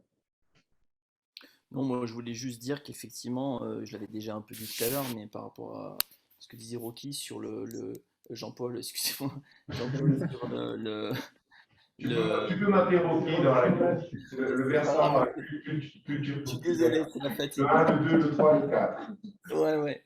Non, Jean-Paul, ce que tu disais concernant aussi bah, voilà, la question de la discipline, bon, moi je l'ai dit, hein, je suis clairement pas favorable, j'ai envie de dire, à ce que les études culturelles englobent, on va dire, le cinéma. Je pense qu'au contraire, elles l'ont bien trop fait et que ça a été plus au détriment des études sonographiques qu'autre chose. Je parle au niveau international, je ne parle pas en France. Je pense qu'en France, c'est presque l'inverse, en tout cas surtout en section 18. Elles n'ont pas assez de place et elles ont encore beaucoup à apporter, même si très en retard. Hein. Je pense notamment au livre d'Iris Bray qui est sorti et que nos étudiants le lisent tous et toutes et ont l'impression que ça de découvrir quelque chose alors que c'est des idées qui circulent depuis 30-40 ans. Mais en tout cas, pour revenir à la question des doctorats, même s'il y a des sujets, en tout cas les minorités et ainsi de suite, qui apparaissent à la mode, qui apparaissent tendance, moi, mon expérience, c'est quand même que au final, il y a quand même une grosse tradition toujours du canon en France et même en section 11, que du coup, effectivement, quelqu'un qui a fait une thèse sur la littérature afro-américaine, on va entendre lors d'une commission de recrutement, mais est-ce que cette personne est capable de faire des cours sur, en gros, Faulkner ou que sais-je? En section 18, on entend la même chose, hein, quelqu'un qui est spécialiste des documentaires tunisiens, est-ce que cette personne est capable d'enseigner en gros le cinéma européen? Donc voilà, donc toutes ces choses, en tout cas, persistent. Bon, à ce niveau-là, en tout cas, je pense qu'il faut lutter contre. Mais ce que je disais tout à l'heure sur la question de la forme et l'importance de la forme, et c'est que pour moi, en tout cas à titre personnel, pour moi, l'analyse des objets ne peut pas faire l'économie des formes, et le politique, en fait, voilà, c'est très godardien ce que je vais dire, mais le politique, il passe par la forme, en tout cas, dans ce qui concerne l'objet en tant que tel, pas forcément dans la réception réelle. Donc je pense que la réaction anti-close reading qu'il y a pu avoir à l'époque, parce qu'on tendait vers le structuralisme, on dépolitisait, on décontextualisait, bah maintenant, voilà, elle pose problème parce qu'en fait, on est dans le risque de faire des lectures qui sont finalement pas à la hauteur de l'œuvre examinée en quelque sorte, quoi. Voilà. Et notamment quand on est en train de travailler sur des, des, des œuvres produites par des femmes et des minorités, ainsi de suite. Emeline? Oui, enfin, alors très rapidement, c'était juste par rapport à ce qui a été dit. Enfin, c'est sûr que, par exemple, enfin, nous, Xavier et moi, en théâtre, on n'a pas trop de soucis d'insertion à mesure où on n'a pas trop d'étudiants qui se hasardent à faire des mémoires ou des thèses en théâtre. Alors, de plus en plus, mais parce qu'en fait, on a pu, Xavier et moi, voler en cours de théâtre. Alors, du coup, ils ont eu une exposition et comme Xavier est passionnant, alors ils ont couru pour après s'inscrire en mémoire avec lui. Mais voilà, donc, et comme disait Jean-Paul, c'est aussi des politiques au-delà de laboratoire, aussi de département. C'est-à-dire que voilà, c'est une exposition à des cours. Si on propose telle ou telle matière avec telle ou telle approche, ben, il y aura une introduction à telle ou telle matière ou telle approche. Et donc, voilà, donc il y aura potentiellement des qui vont naître.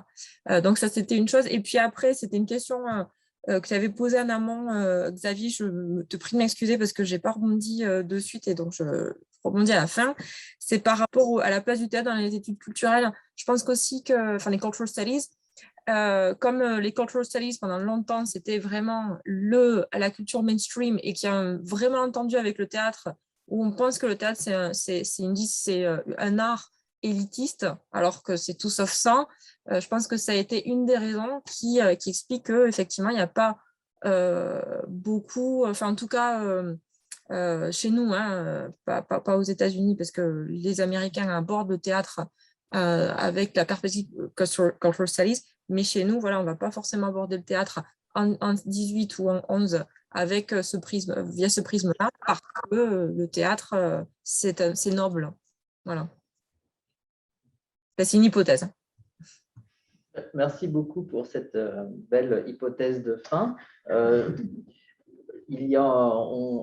Cette fois-ci, on est bien au-delà de l'heure, mais s'il y avait des remarques, peut-être des dernières remarques que vous vouliez partager, ou sinon je passe la parole à Emmanuel pour conclure.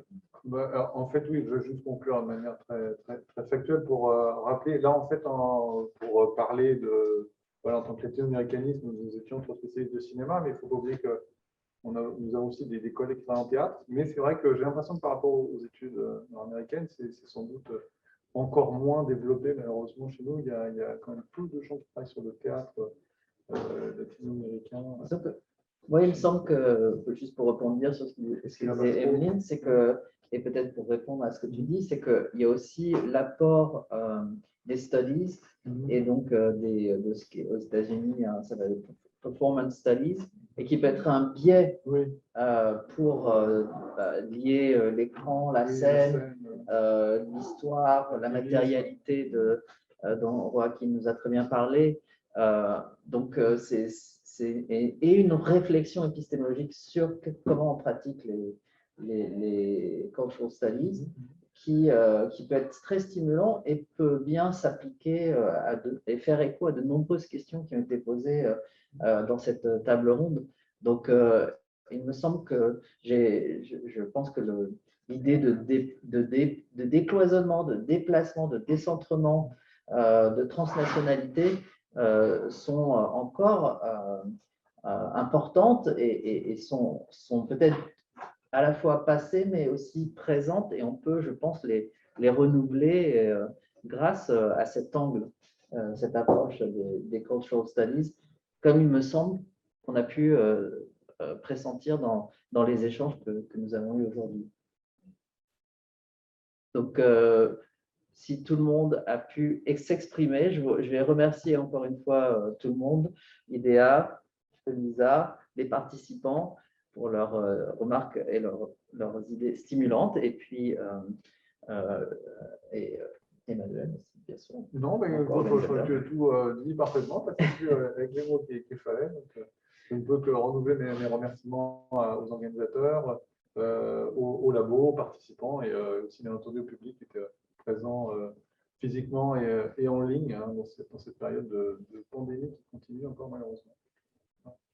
Très bien. Merci. Merci. Au revoir à tous. Au revoir. Merci.